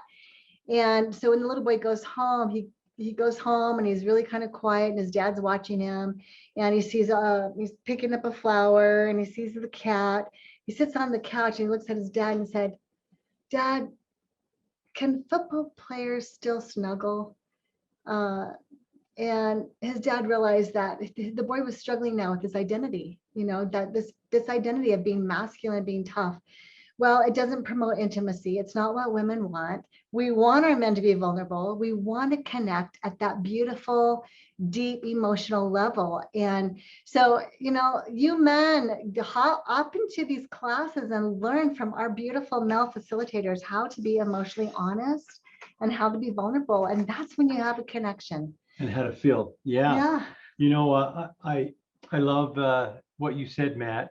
Our liquor was but a symptom, a way to cope. And, we don't want to feel. Maybe addicts, they use because they want to numb out their feelings. As codependents, we will numb out as well through sports or shopping or whatever. We don't want to feel either. And I love the 5 fears and the 5 needs. Just love what you went through. These classes are powerful, and we urge you. We want you to be a part if you haven't been going to those classes. Hey, I want to introduce our next speaker, Rachel Peterson. She is amazing. She's a mother of 2. She also is married to a recovering addict and has a husband that has been in recovery for a while now, but struggled before, and their marriage struggled. We felt it would be wonderful to have a person, a wife, to come on and share her feelings and what recovery has done for her. Maybe she has not recovered from drugs and alcohol, but recovered from the emotional disruption that what she's been through.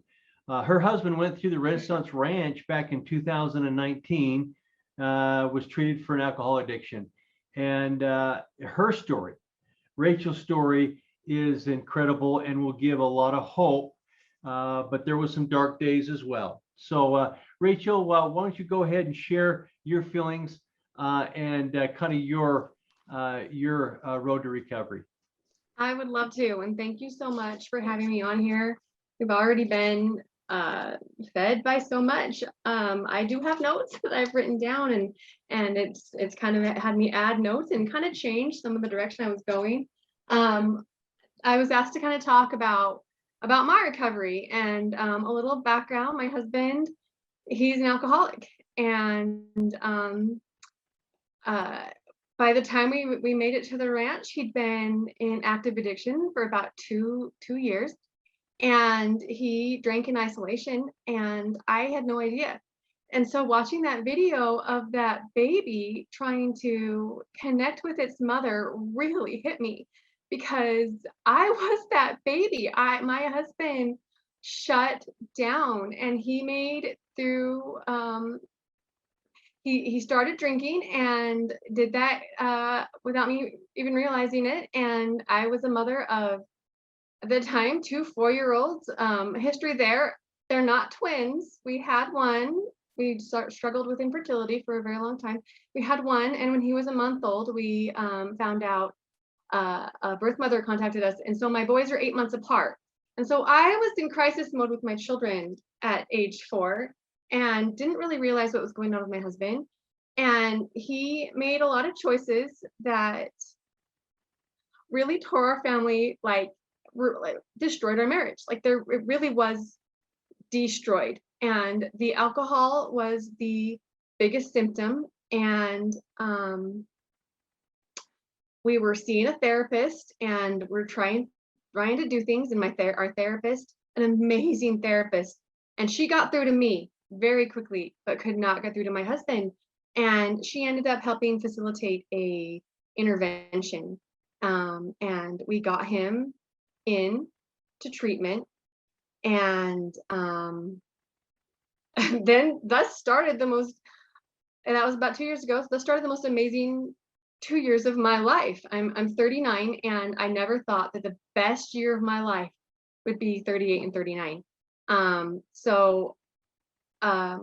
I decided, because I figured a lot of people would be new here, to kind of talk about how I did steps 1 through 3.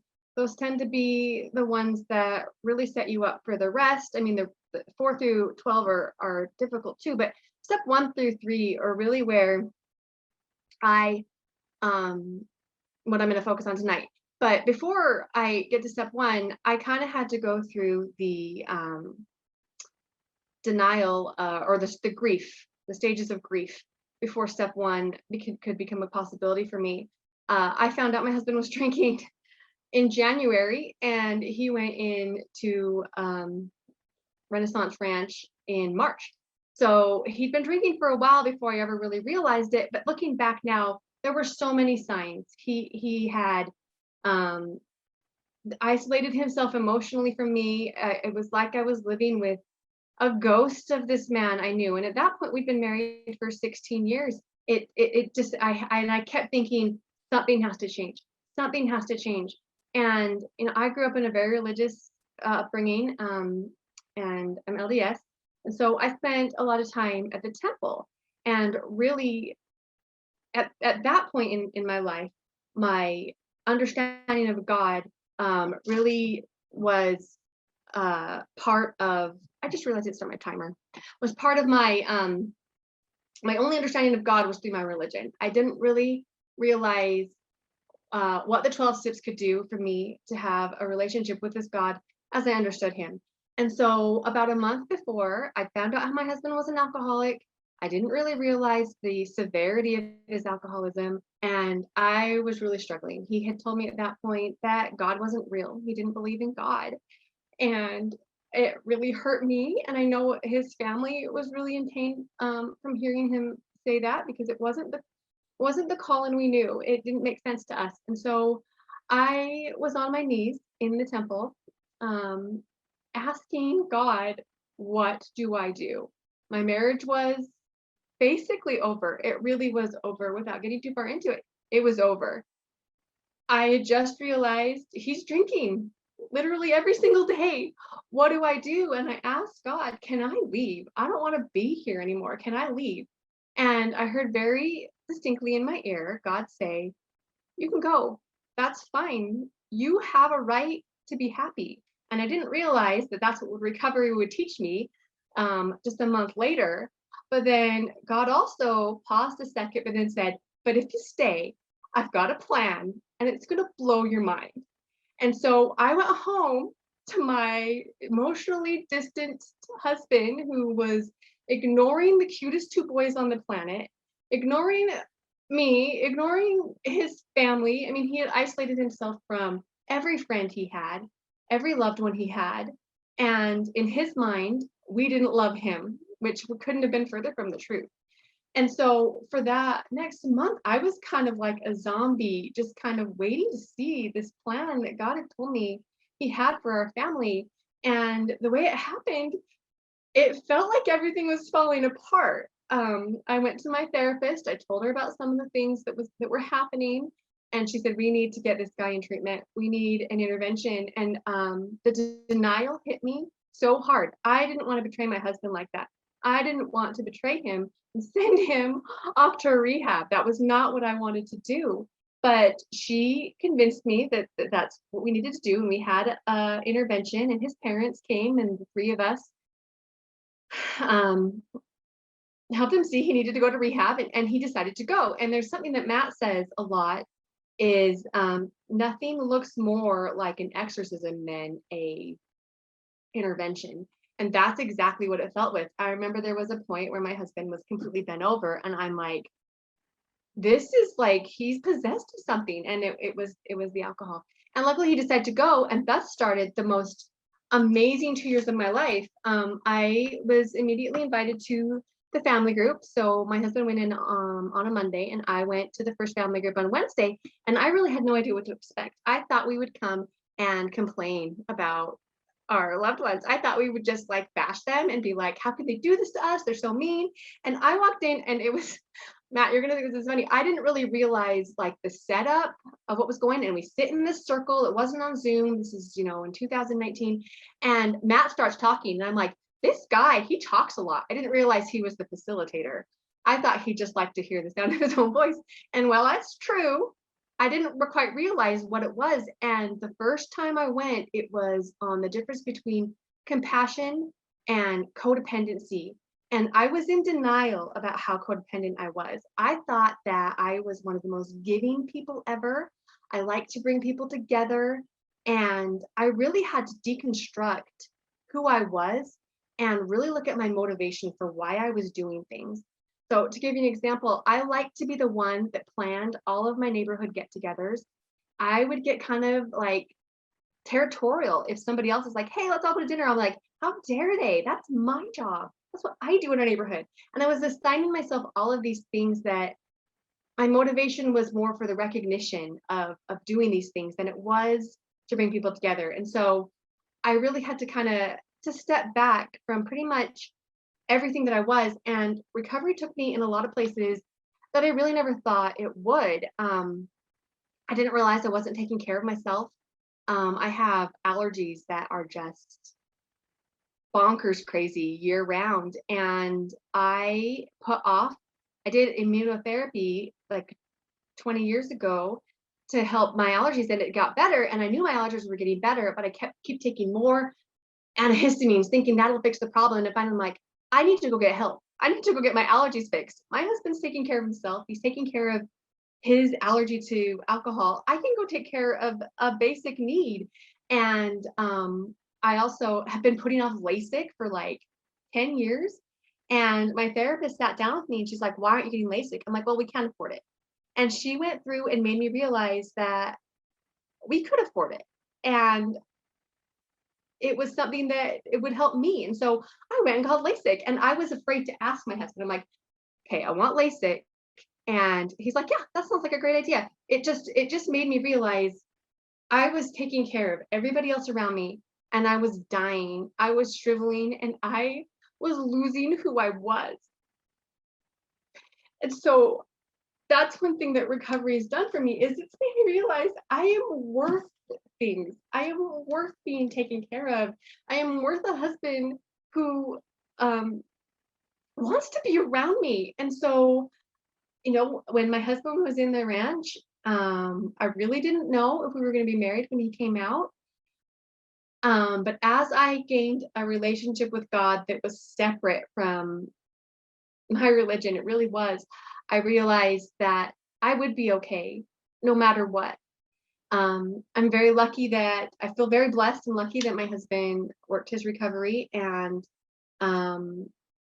has been in recovery for 2 years. He had a relapse a year ago, last weekend. He was by himself in Flaming Gorge, and it was terrifying. But we'd already been in recovery for a year. So when that relapse hit, we immediately enacted all of the tools that we've been taught by Renaissance Ranch in the previous year.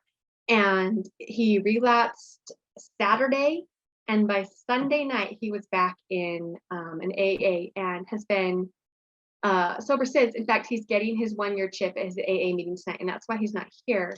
But I know that I'm about out of time, so I'm just gonna kind of wrap it up and say this weekend we end up going back to Flaming Gorge, and we were in the same campground in the same area where he had relapsed the year before, and realizing how much we'd changed and how much we become more present for our children. And we were sitting on the lake, and it's just gorgeous, and I was looking around and I thought, recovery gave us this. This is what recovery gave us.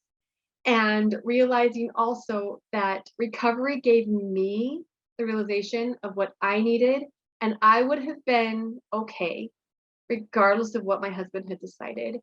I'm grateful he decided to do his recovery, but I will never take for granted the knowledge that I am worth it and that I am okay. And the last thing I wanted to share was my husband had a really hard time.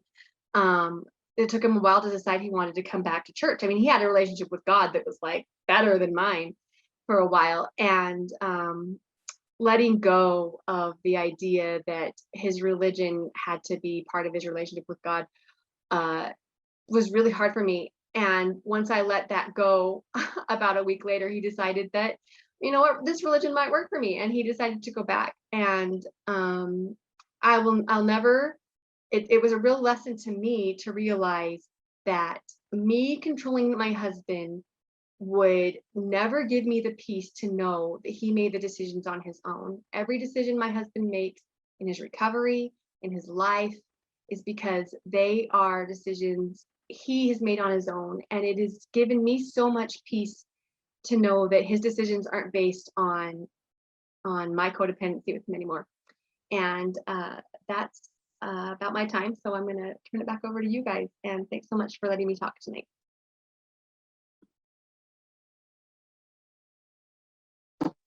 Wow, Thank you so much, Rachel, Rachel. that was, you know what was interesting? That was so heartfelt. Did you Thank notice, you. everybody, that she said, you know, in these dark moments, that the last year, she's 39, when she's 38 and 39, that was the best year of her life. It's so cool. Isn't it amazing what our Heavenly Father can do in the tragedies of our life as we work recovery?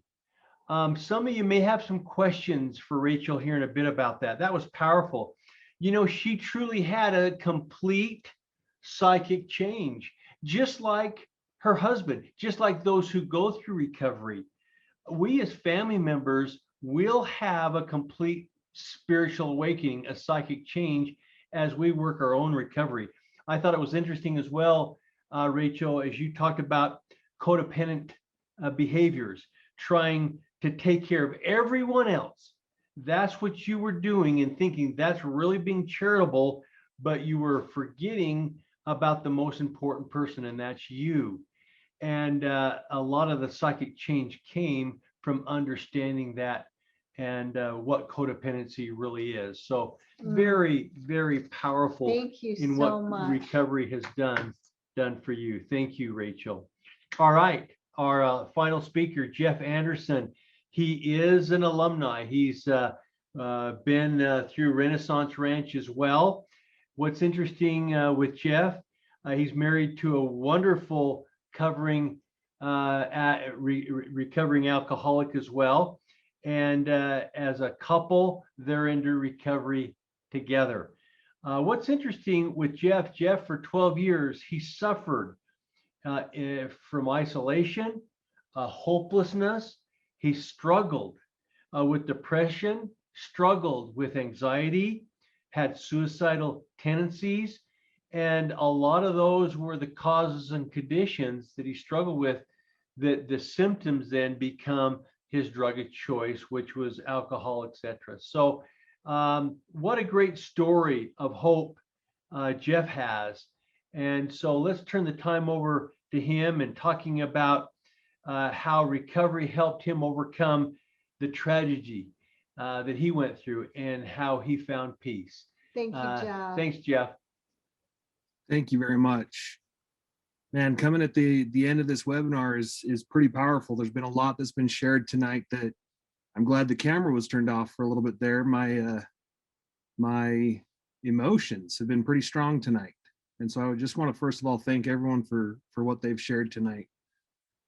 A little bit about me. Thanks, Rick and Christy, for the introduction. I went through the ranch last year in July after my wife and daughters had moved out. My wife had decided to get sober, and I was not fostering an environment at home where she could do so. And so as I lay at my house, actually the same office, when Matt showed that picture of the last spot he drank, I started looking around thinking, well, this is the same place last spot I drank too. But I remember sitting in this office, not able to stand for days, pretty heavy in my addiction, and making a phone call. It was definitely a God moment. It was the last thing in my mind to reach out and get some help, and got connected with the ranch. And I was in the ranch on July 6th of last year. When I was at the ranch, I completed the 2 months in house and then completed the outpatient. I learned so much. Some of the things that were very, very enlightening to me were how much of this disease, I didn't have necessarily a problem with all the substances and everything I kept putting in my body. I had a problem with dealing with reality. and dealing with the emotions and trauma that I had gone through. I remember when I was in Ranch, there was a writing assignment when you get in there, and it talks about your drug and alcohol history. And as I went through this history, it was the first time I had realized some of the events that had gone in my life that I had used, like was said, I believe it was Matt earlier talking about coping mechanism, a maladapted coping mechanism. The first time I started drinking was the year that my daughter passed away. And from that point on, it was something that I did in secret. My wife had no idea. And like Rachel had said, my wife was on the other side of it, a very, very emotionally distant husband. And it brings back some raw emotions for the torment that I put her through. She said on many occasions, I thought it was crazy. I knew something was going on. And finally, this revelation that there is something that's going on. But I had kept that from her and from everybody else until I had gotten into the ranch. When my daughter passed away, my wife and I had struggled with depression and anxiety, and I had been on medications on and off, abusing those with alcohol,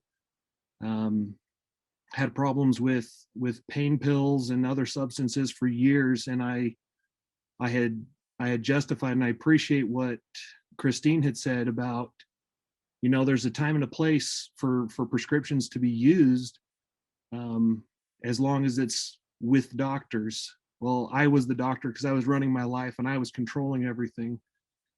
And I am grateful to say today that I'm no longer on any antidepressants, with the work with my doctors as well as in recovery, most especially with God helping me.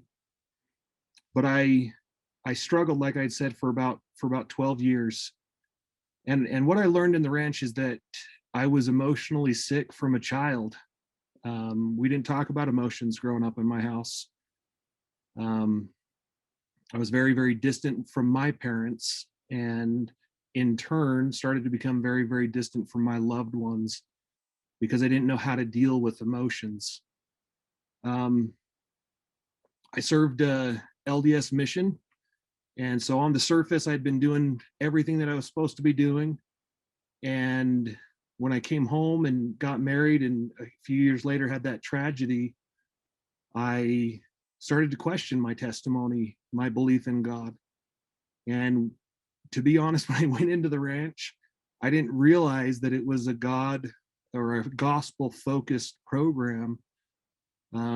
As much as it is, there's probably a chance I would not have been as willing to go in had I realized that. But I'm so grateful for that opportunity for me to get a relationship with God. One of the things that was shared earlier that really hit me also was, and is true to my story, is our perspective. Our perspective is so powerful. And that was one of the biggest things I learned in recovery, is I had a messed up perspective on the world and on life. One of the sayings that I used to joke around with people, and I was actually proud of it, is that all people are stupid until proven otherwise. And it was just as an example of how damaging this perspective that I had was. It was closing off everybody in the world around me, closing off opportunities to get to know people and connect with people.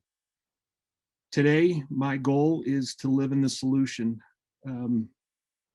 The passage that Tyson read from page 417 is actually something that has been paramount in my recovery, and something I actually often turn to, and I often turn to when talking with other alcoholics or other addicts. And I wanted to reread one of the sentences there, one of the parts of it. When I'm irritable, restless, discontent, this is what hits me and what pops in my mind. Until I could accept my alcoholism, I could not stay sober. Unless I accepted life completely on life's terms, I cannot be happy. I need to concentrate not so much on what needs to be changed in the world as on what needs to be changed in me and my attitudes. So what I do is each day when I get irritable, restless, discontent, I start realizing, what am I doing that is causing this? And I start to look at my relationships, my choices, the things that I'm doing, the way that I'm coming across to people. And there's 5 things that I work on. Am I being selfish? Am I being dishonest? Am I being self-seeking? Am I living out of fear? And am I letting fear guide my choices? And most importantly, am I being inconsiderate?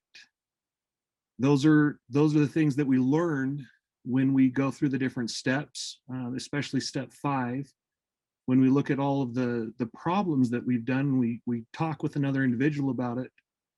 Those are the things that keep us sick, or are those choices to be more selfish, to be more self-seeking, living in fear, and being inconsiderate of others. And so when I get irritable, restless, discontent, that's kind of like my go-to. What is it that I'm doing wrong? As Tyson mentioned earlier, we can only work on ourselves, and that is my goal.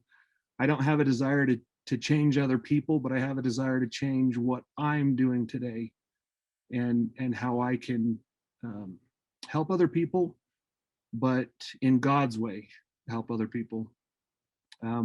One last thing I wanted to share, and I know that there's a bunch of questions here in the QA for some of the other folks here, but when I start each day, my goal is not to do my will. One thing that I learned in the ranch is, and is part of acceptance and living life on a different terms, a spiritual basis, is I actually recite the 3rd step prayer. And I want to share that with you because it means so much to me. It's something that when I first wake up in the morning, it's the first thing that goes through my mind. And each day I start with this mindset. And it reads, God, I offer myself to thee, to build with me and do with me as thou wilt. Relieve me of the bondage of self, that I may better do thy will. Take away my difficulties, that victory over them may bear witness to those I would help of thy power, thy love, and thy way of life. May I do thy will always. And so going in with a very, very selfish, self-seeking attitude, recovery has helped bless my life, and definitely the life of my family. Recovery at our house is a family thing. My wife and I, as mentioned before, she's a recovering alcoholic as well. She's coming up on her year mark, but we work separate programs. I can't control her. I can't work her program. All I can do is work my own.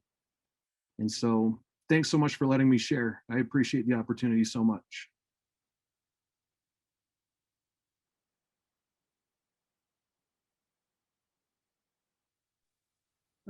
Thank you so much for that. I'm going to try to put everybody here on gallery view.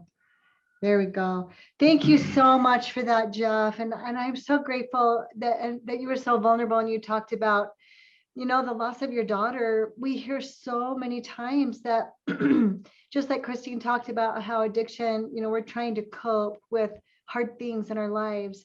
And we see that a lot. It's I think 80% of people we've told, or at least I've heard that, start when they're younger, maybe experimenting, but a big portion of people start from trauma and just hard things that happen in life. And I appreciate so much you kind of sharing that transformation of the attitude and perspective you had in the beginning with all of the incorrect thoughts and thinking patterns, false thinking patterns, and then how that shifted for you. And I know as a mom and a family member, it was the same with me. My biggest thing was fear. I did not know how to trust in God. I did not know how to do that or have a connection. We hear about the definition of insanity as doing the same thing over and over again and expecting a different outcome. But yet when we get into recovery, we learn the tools to help us change so that we're not stuck in that this insanity cycle anymore. And you did such a beautiful job. And everybody, all of you have done such a great job tonight and giving us all hope and helping us know that we can change. And there are tools to change in recovery. Rick, why don't you go ahead? He's going to go ahead and handle the Q&A tonight. So all our panelists, you can come back on and share your videos if you're able to still be here with us. And we've got several questions.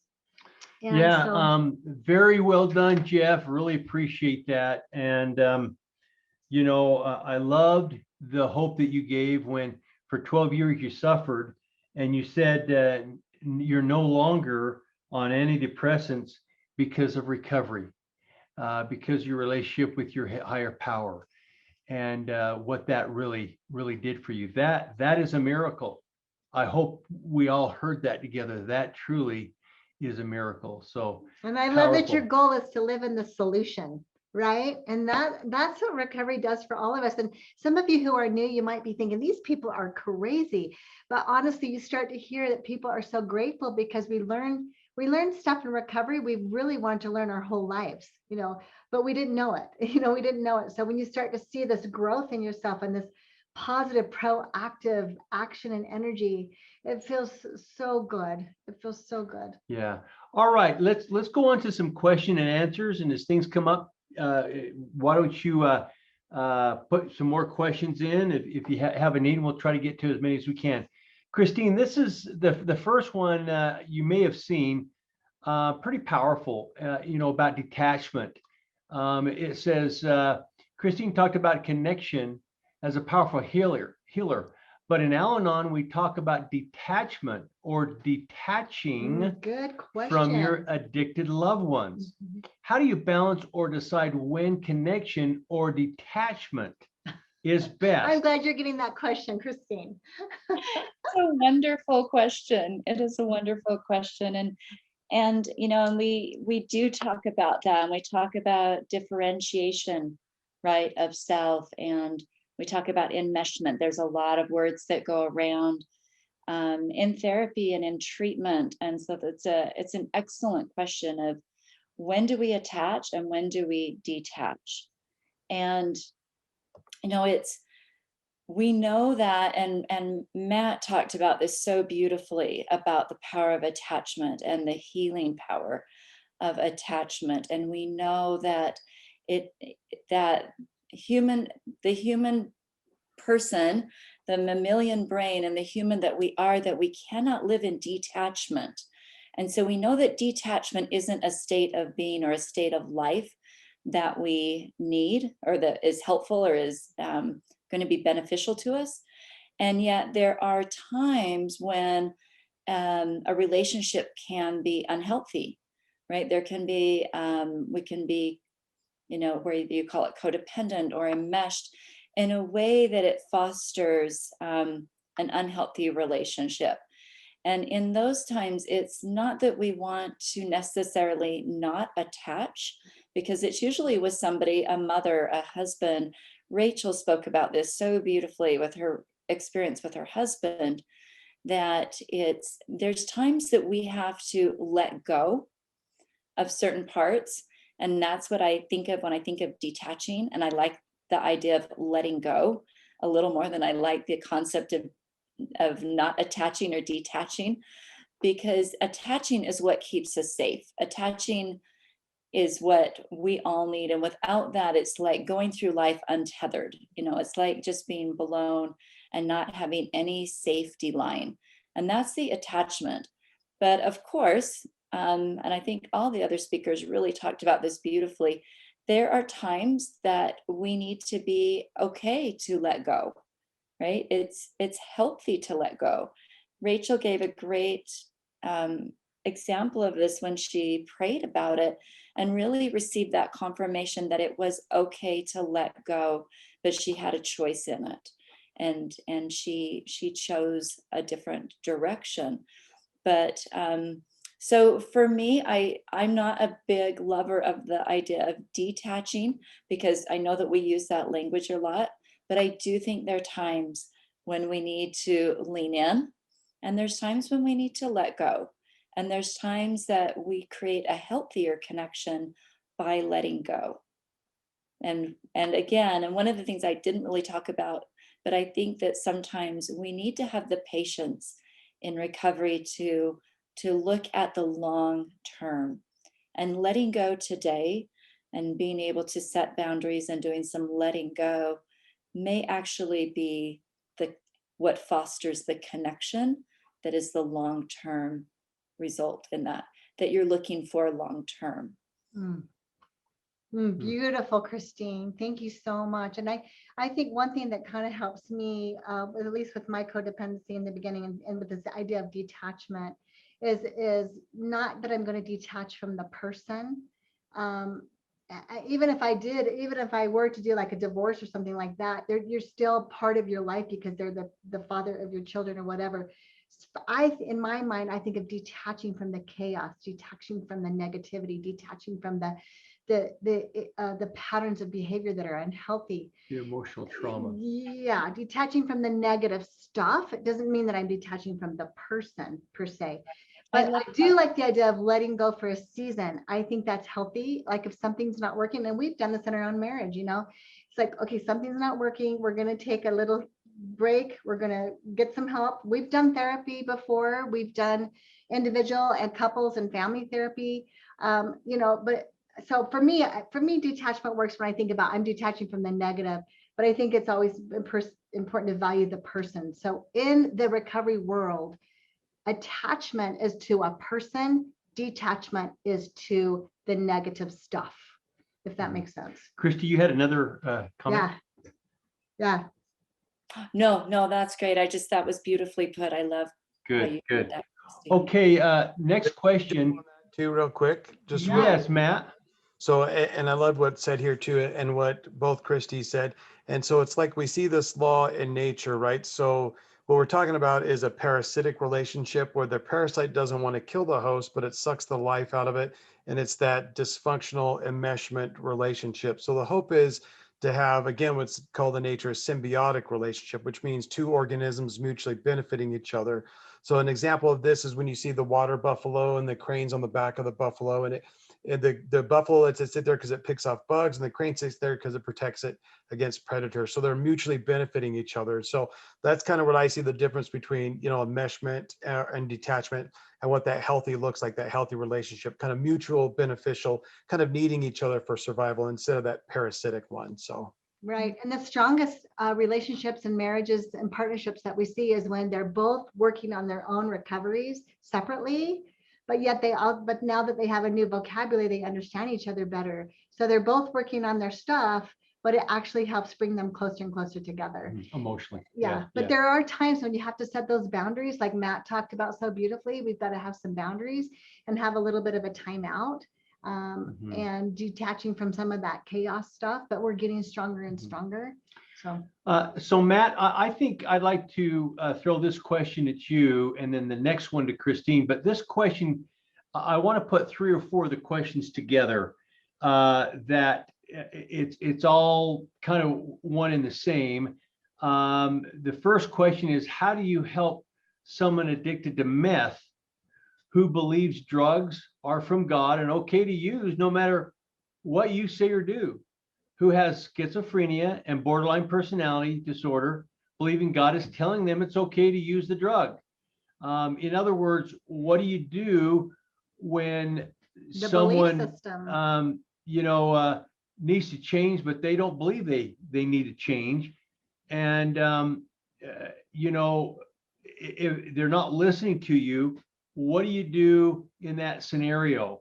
I've kind of put 3 questions all together. The other one, how do you get someone to change who doesn't want to change? So kind of all the same thing somewhat, but maybe you can comment on that, because Matt, as I heard in a movie, you used to be one. Well, and I think Jeff Anderson will have some good ideas on that too. Yeah, Jeff, you want to comment afterwards? That'd be great. Yeah, so again, it goes back to that enabling question. So the individual using meth, how is that being enabled? So if they're living in your house, you can simply say, I'm not saying you'd have to stop using meth. What I'm saying is you can't use meth in my house. So I'm drawing that boundary, right? So again, if the person doesn't have anywhere to go, then it's like, okay, well, then you might need to look at getting some help for your meth problem. I'm not saying, no, you can't do that. You can't do that here, and that's my boundary. So, and typically it's not a lack of knowledge, but a lack of motivation. So typically, I mean, and again, you can see the disease of addiction, right? There's no way a higher power is telling him meth is great for you or drugs are great for you. So you can see the disease and the dysfunction in that. So that's where you take the step back and to motivate through love. And how do you motivate through love? Setting healthy boundaries, not enabling behavior, broken record technique. Until they're ready to do something different, it's a moot point. You can't force them into treatment. They're going to leave. But you yourself can and assure yourself of, like, going to Al-Anon or getting some therapy or doing things to strengthen you. So when the time is right, then you can help your loved one. But if they simply don't want to change, the only thing you really can do is work on yourself until that time is right where they want to, and not enable the behavior with money, housing, transportation. So again, the pain of using has to outweigh the pain of not using. And that's the motivator. Until it gets more painful to continue the use of meth, it's not going to stop. Well I said. love that. Jeff, Yeah. you got some comments? Yeah, the one thing that comes to mind, and Matt really touched on this, it comes down to willingness. There has to be boundaries, healthy boundaries, and Rachel talked about this, where there has to be boundaries of, I am a person that's of worth, and I've seen this in my wife, and that's, I share from her example, but I am a person of worth. And she set a boundary when she moved out with my daughters, that she was not going to be around that, and that she was going to get some help, and that the situation we were in was not going to get her there. And it wasn't until I had hit a rock bottom that the consequences outweighed the benefits, and that I had that, I call it a God moment, of bringing some willingness into my heart to want to not lose everything. Well said. Christine, your clinical perspective on this. Well, and on the part where she asked with the bipolar or the borderline personality and the schizophrenia, you've got a person with that and the addiction. You know, how can you encourage some help?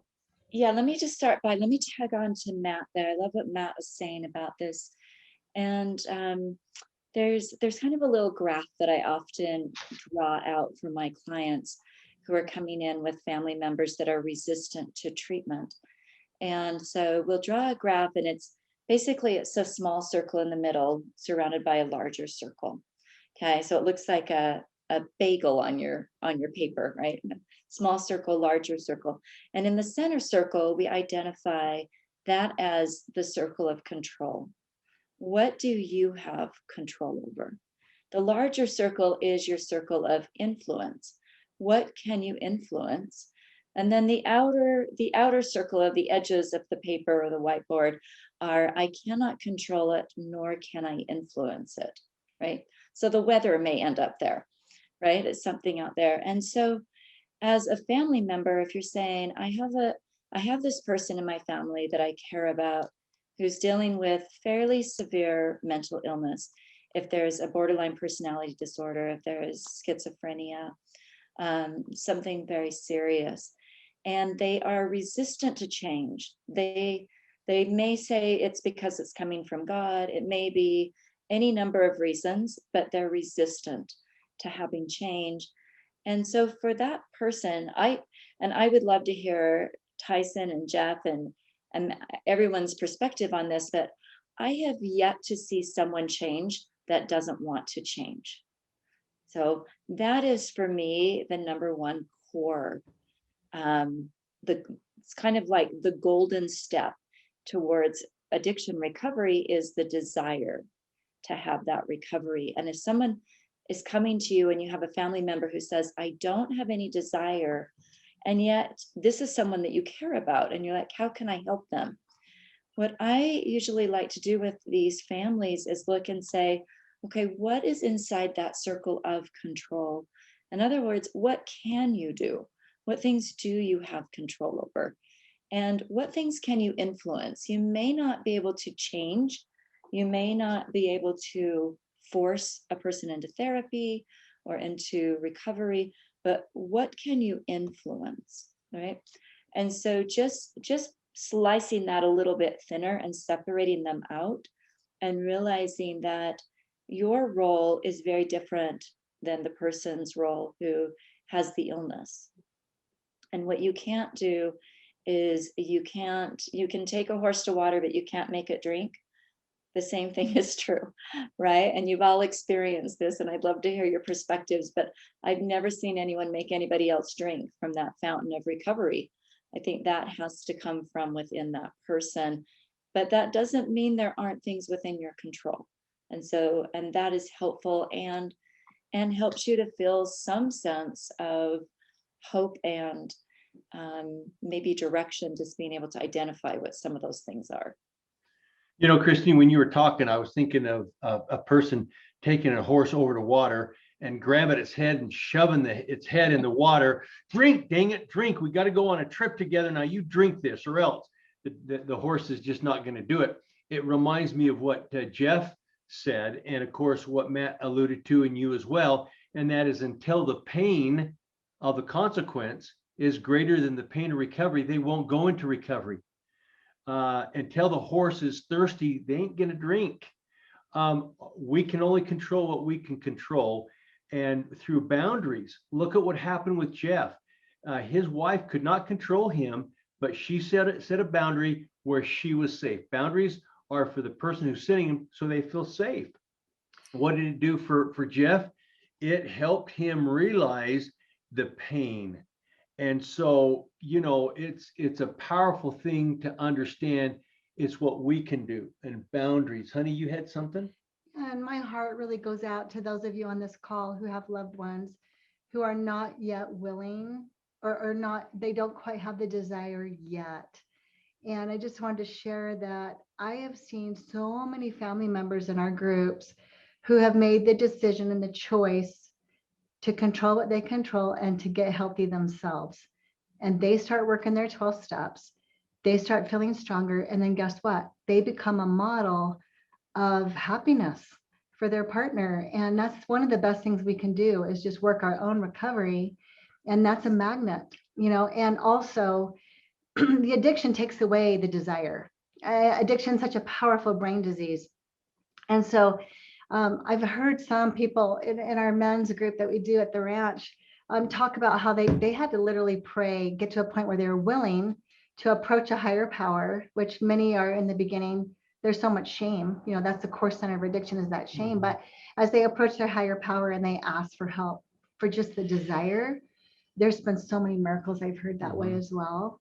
Yeah, when they don't really want recovery, they don't really want to be there, Yeah. but they just are And asked just- to pray for the and desire. don't wait for the rock bottom thing, as far as, you know, sometimes that's a myth too, because yes, people have to get to rock bottom. They have to feel the consequences, but addiction's a disease just like any other disease. And as soon as we recognize it and we start addressing it, then healing can begin. We don't have to wait. And with addiction, I'm sorry, but rock bottom is death sometimes, and we don't want to wait that long. So as family members, it's critical that we engage and we start learning this stuff.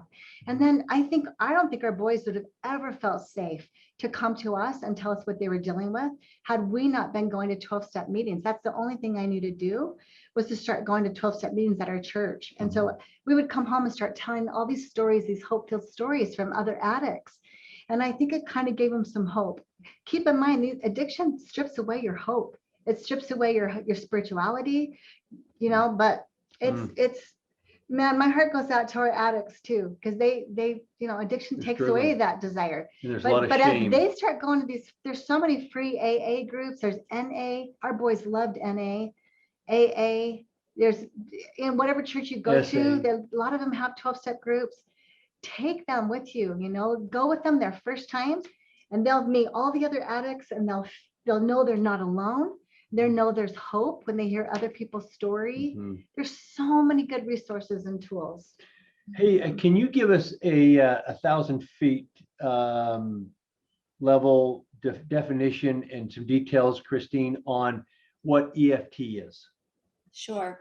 Yeah. And can I just jump back to that previous question just really quickly, and then I'll jump in there, because I love what you're saying, Christine, about that controlling what you can control.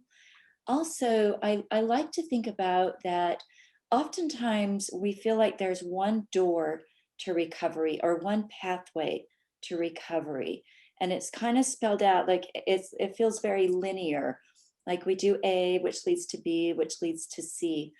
And I have also found with dealing with some of the families I work with, where there's been really a resistance to maybe getting treatment for an addiction, that sometimes if we decide another door, so for example, if there is another illness happening, such as maybe schizophrenia or borderline or maybe OCD or maybe some PTSD or some of these other things happening, we can sometimes just take the focus a little bit off the addiction and say, how about we just work on maybe like this other area, right? There's a great group or treatment center.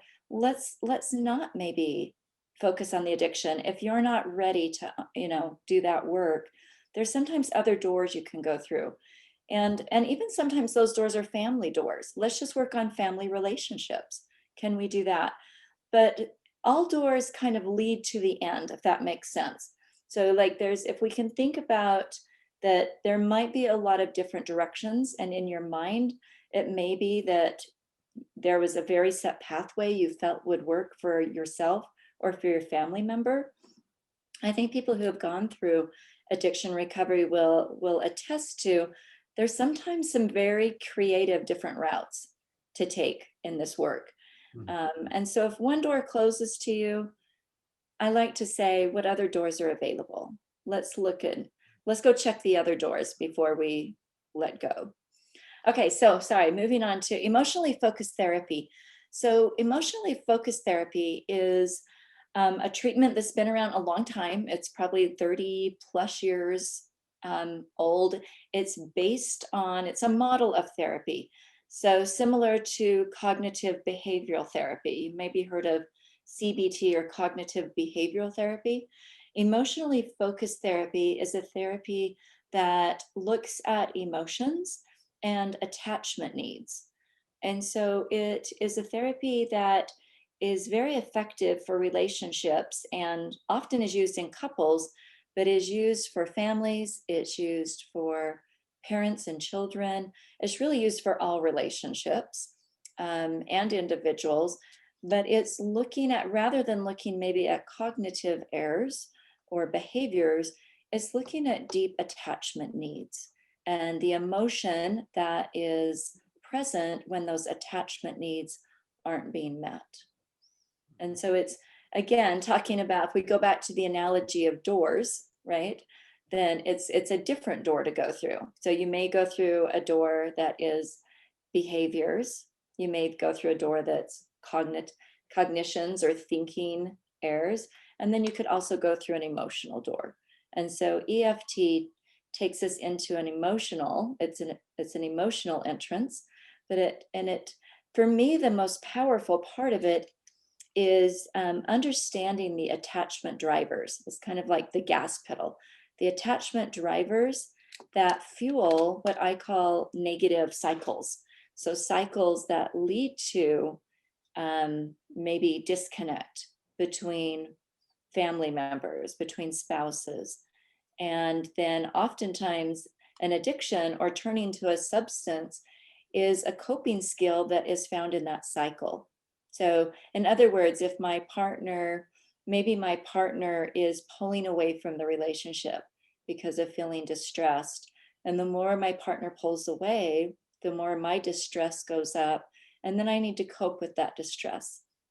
So I'm going to turn to some kind of a coping mechanism. And then as I turn to, perhaps it's alcohol, then the more I turn to alcohol, the more my partner pulls away. Right. And so it's creating a cycle.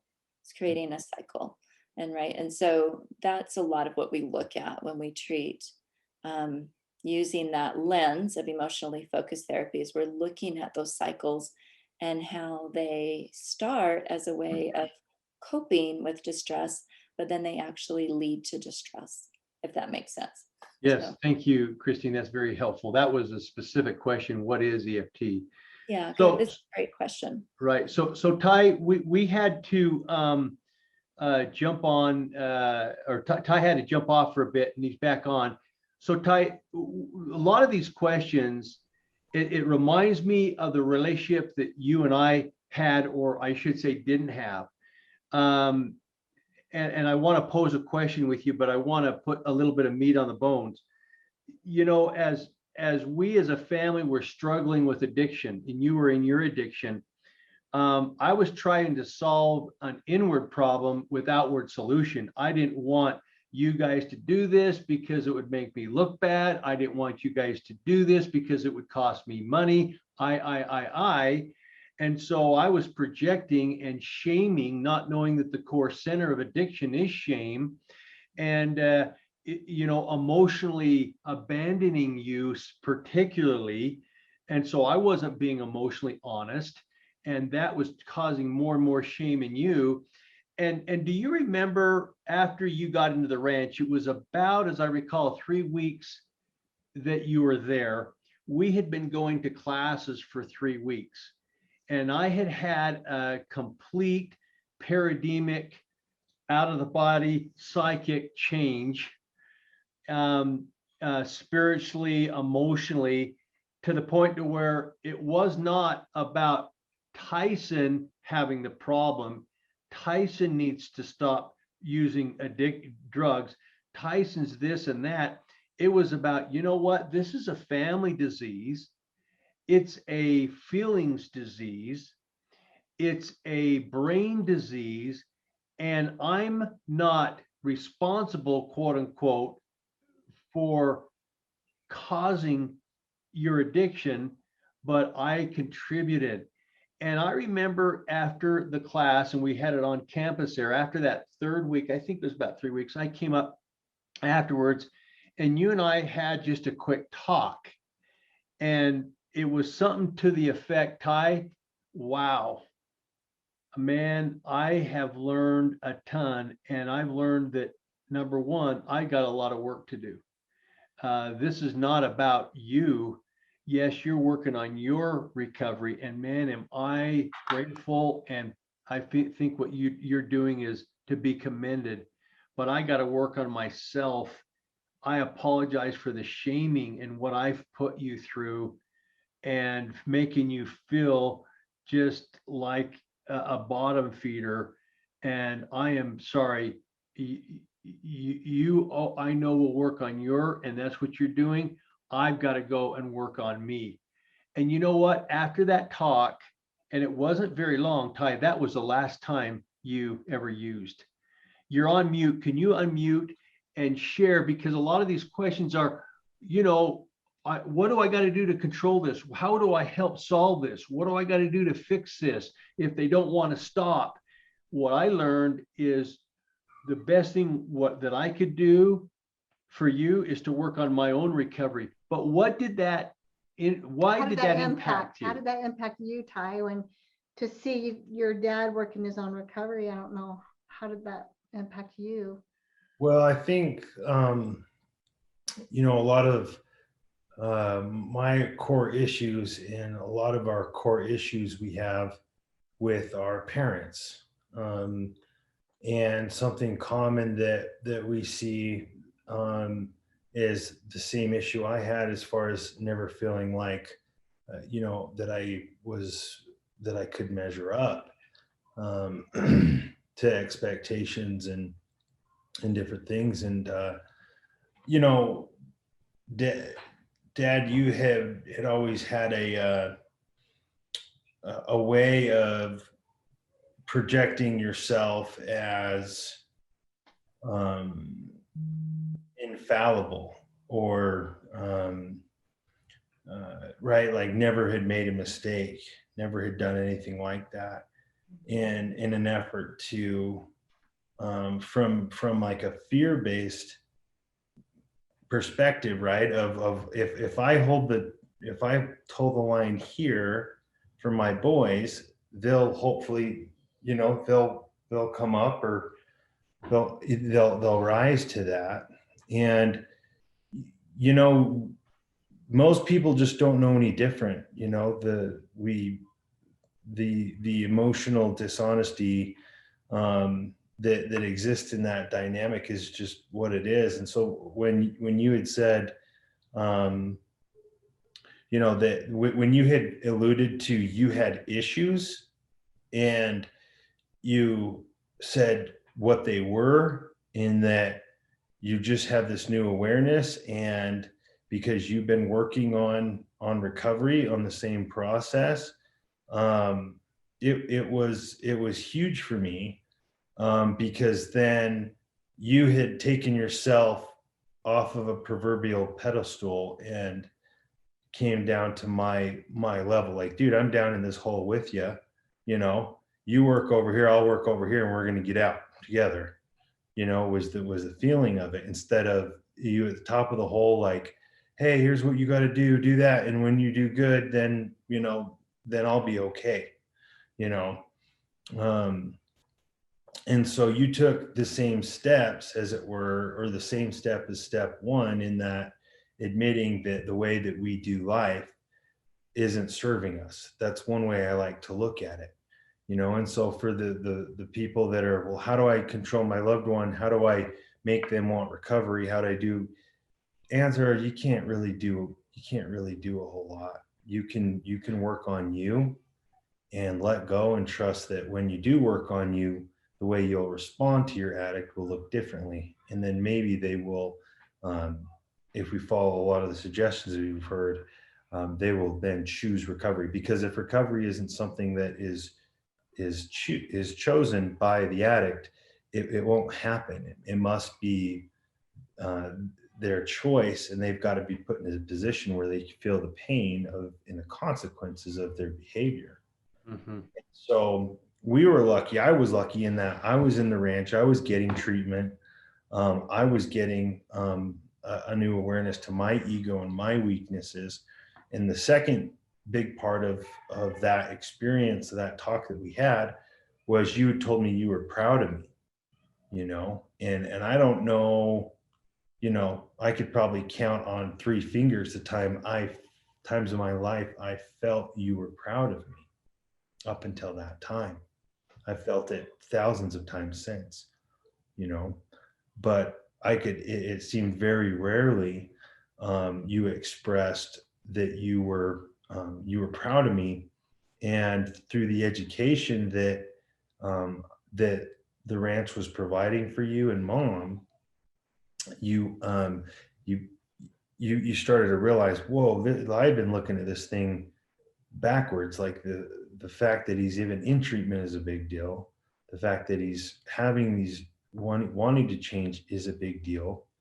And I need to, and I want to get behind it and show us support.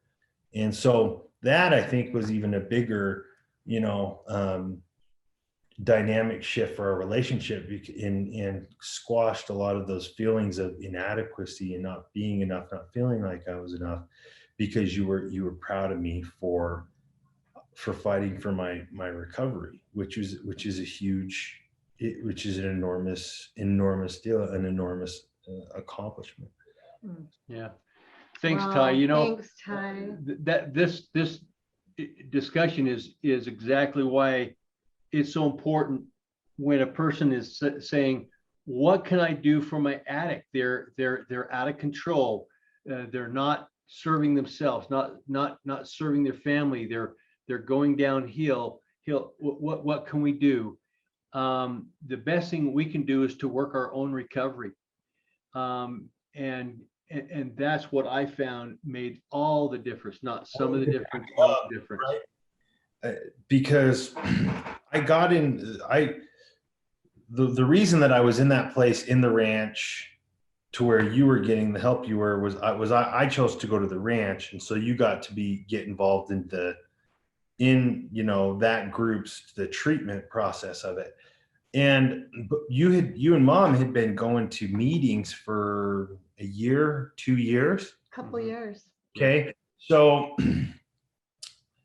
the time we had that discussion, I was 22 years old.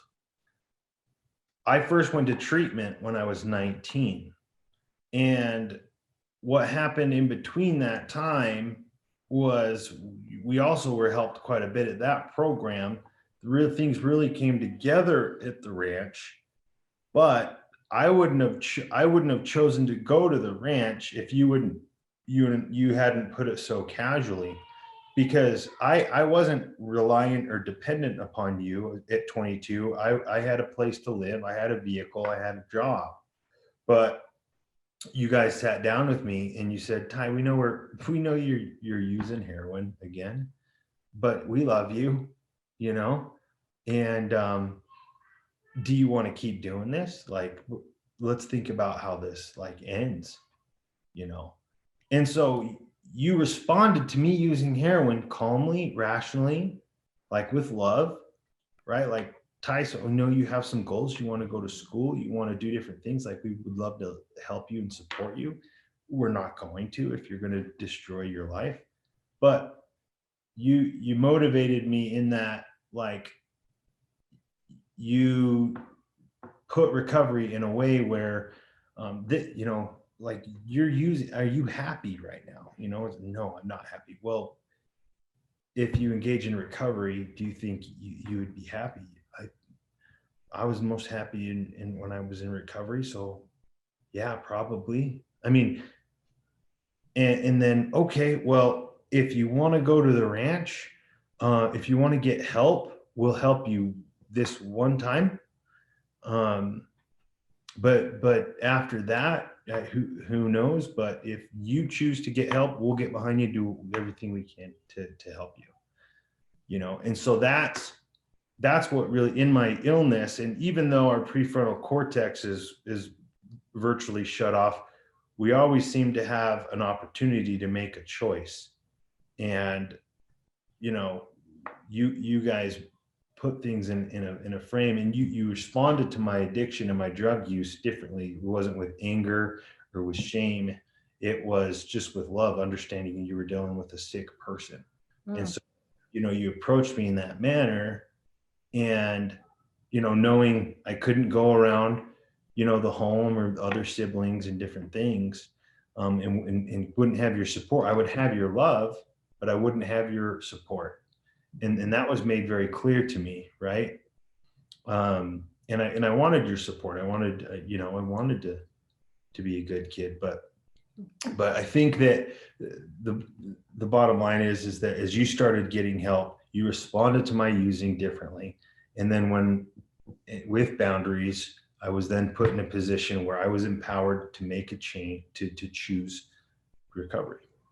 You know, Ty, it reminds me, at that point in time, we had been going to meetings for over a year. So we had a little bit of a recovery. That's why we would have been mad and making all the same mistakes we made before. The old dad, the old Rick would have said,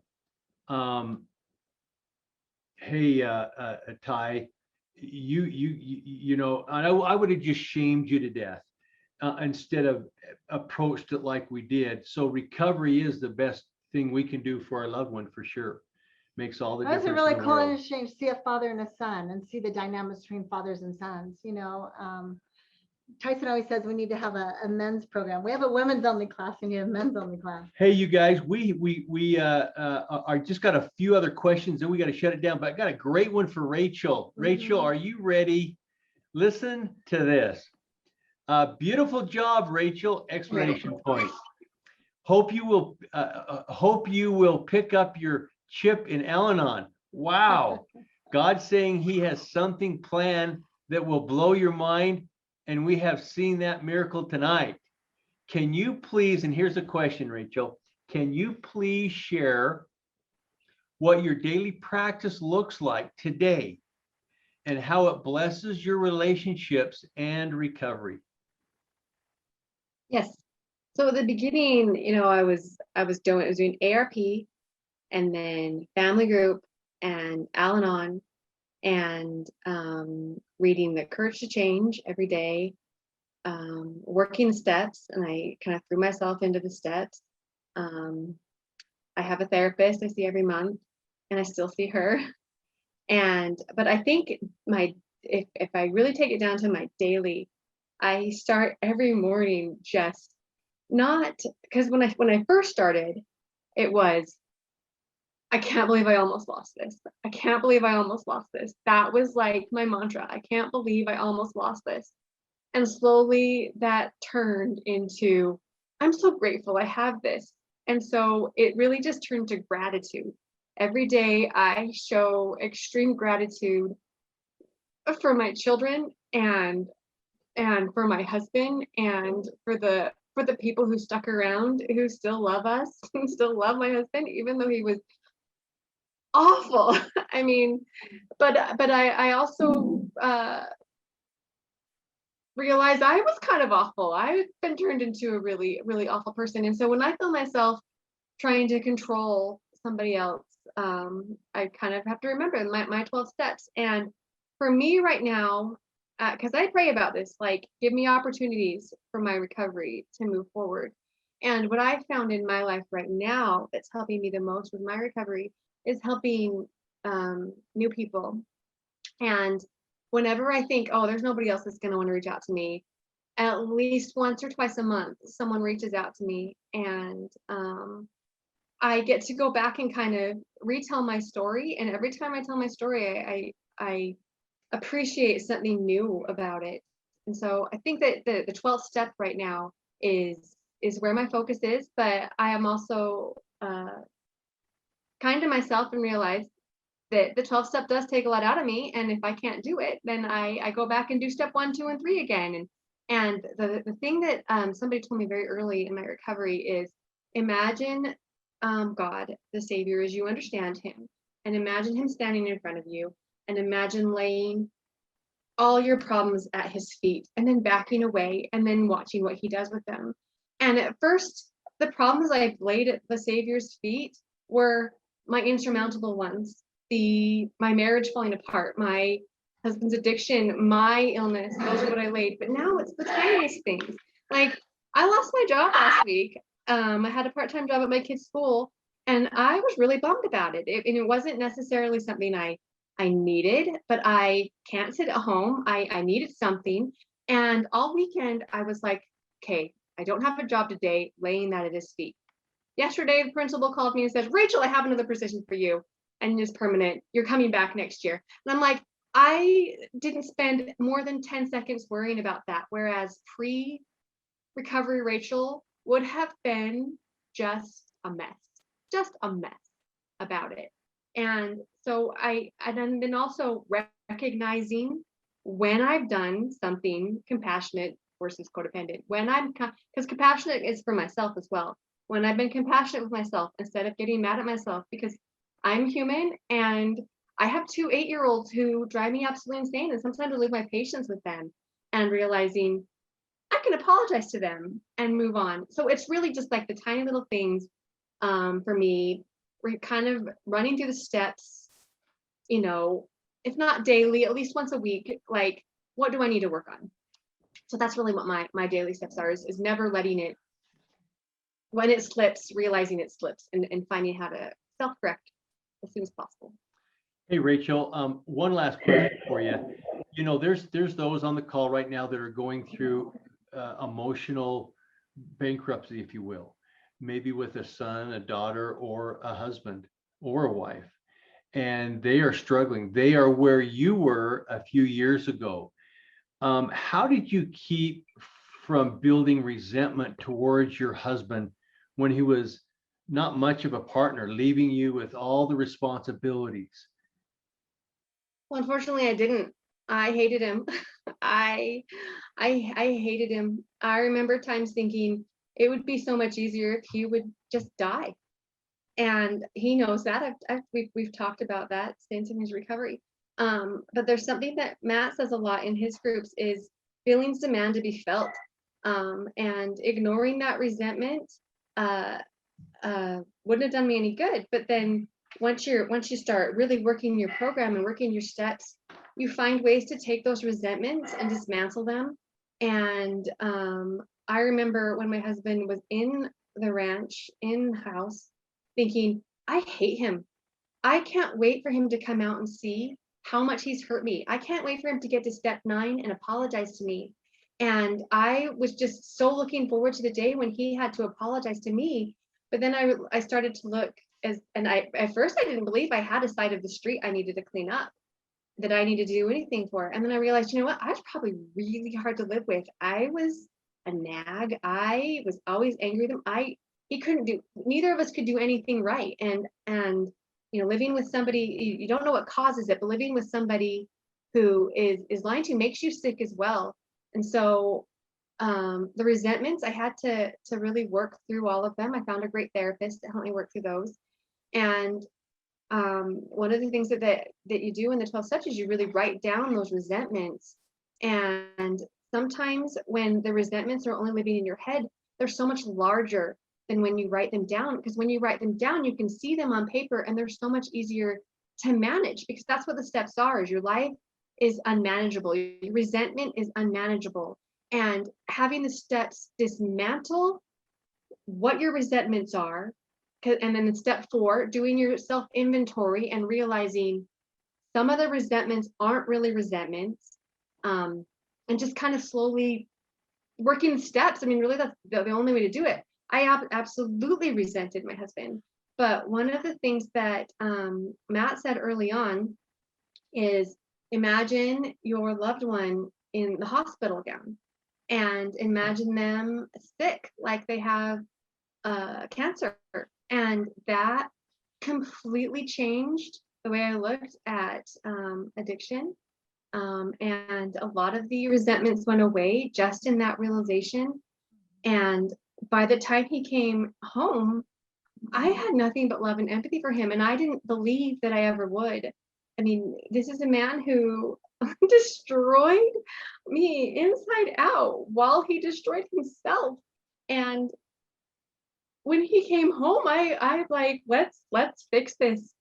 Let's fix this. Let's work on this.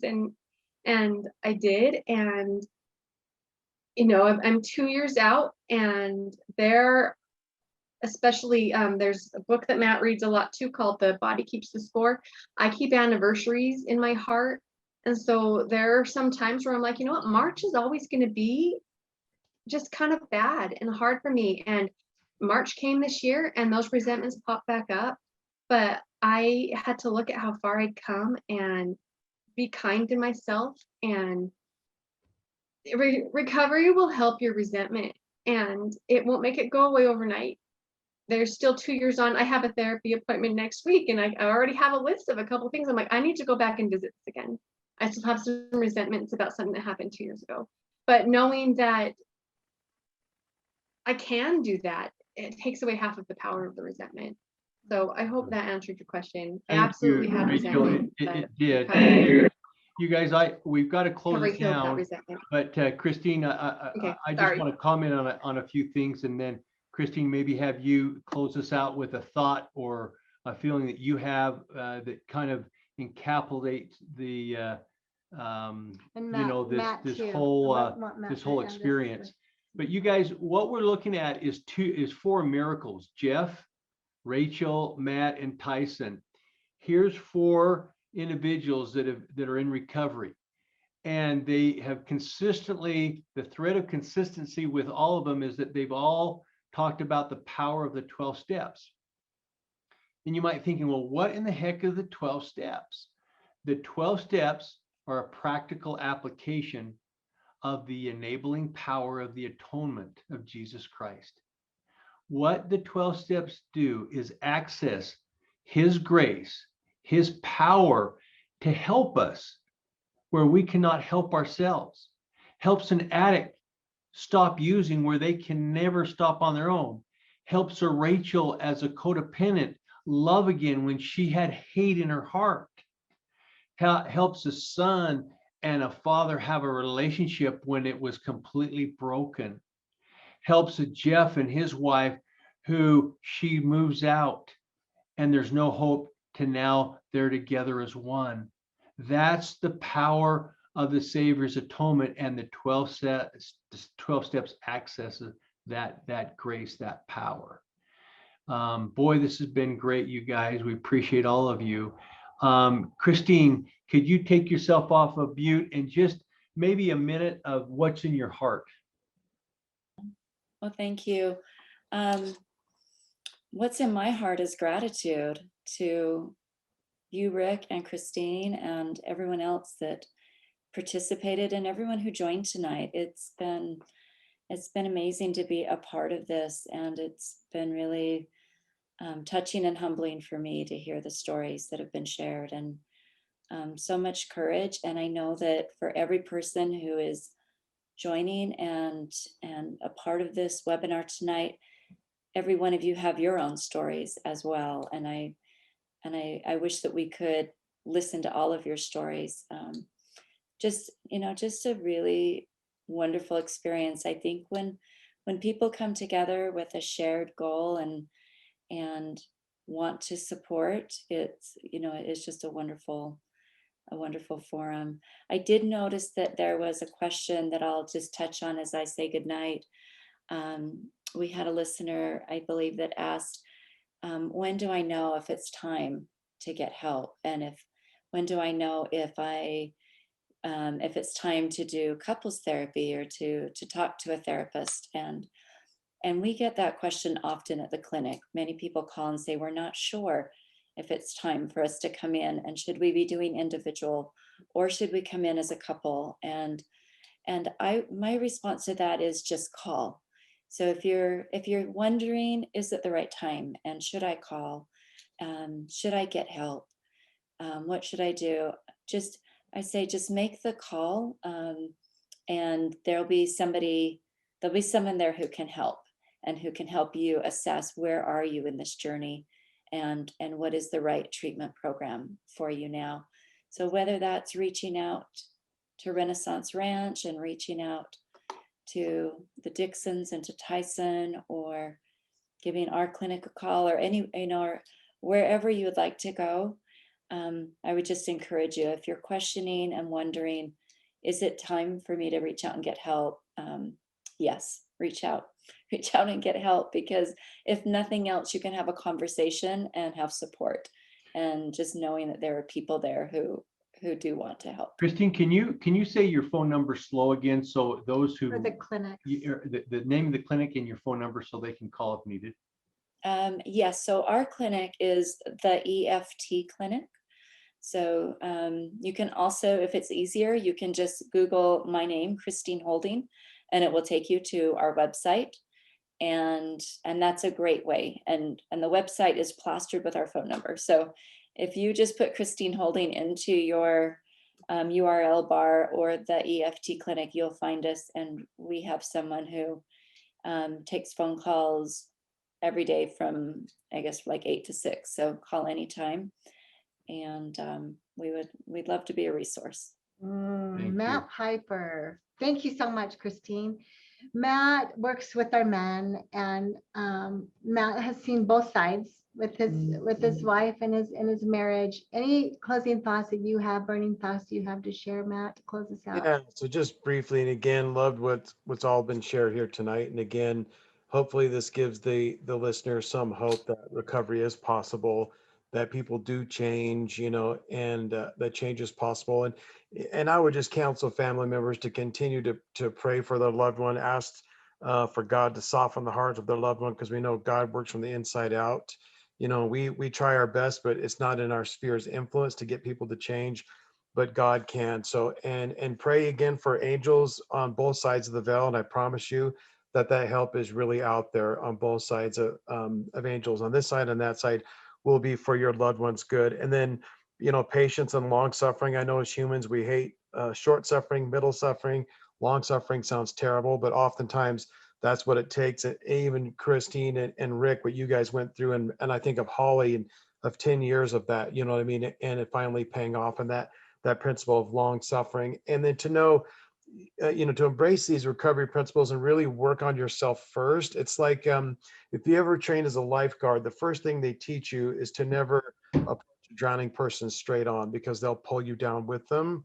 And so it's so hard when someone's in crisis like that to try to rescue them before securing yourself. And so these recovery principles are like a life jacket to put on before you get in the water to help your loved one.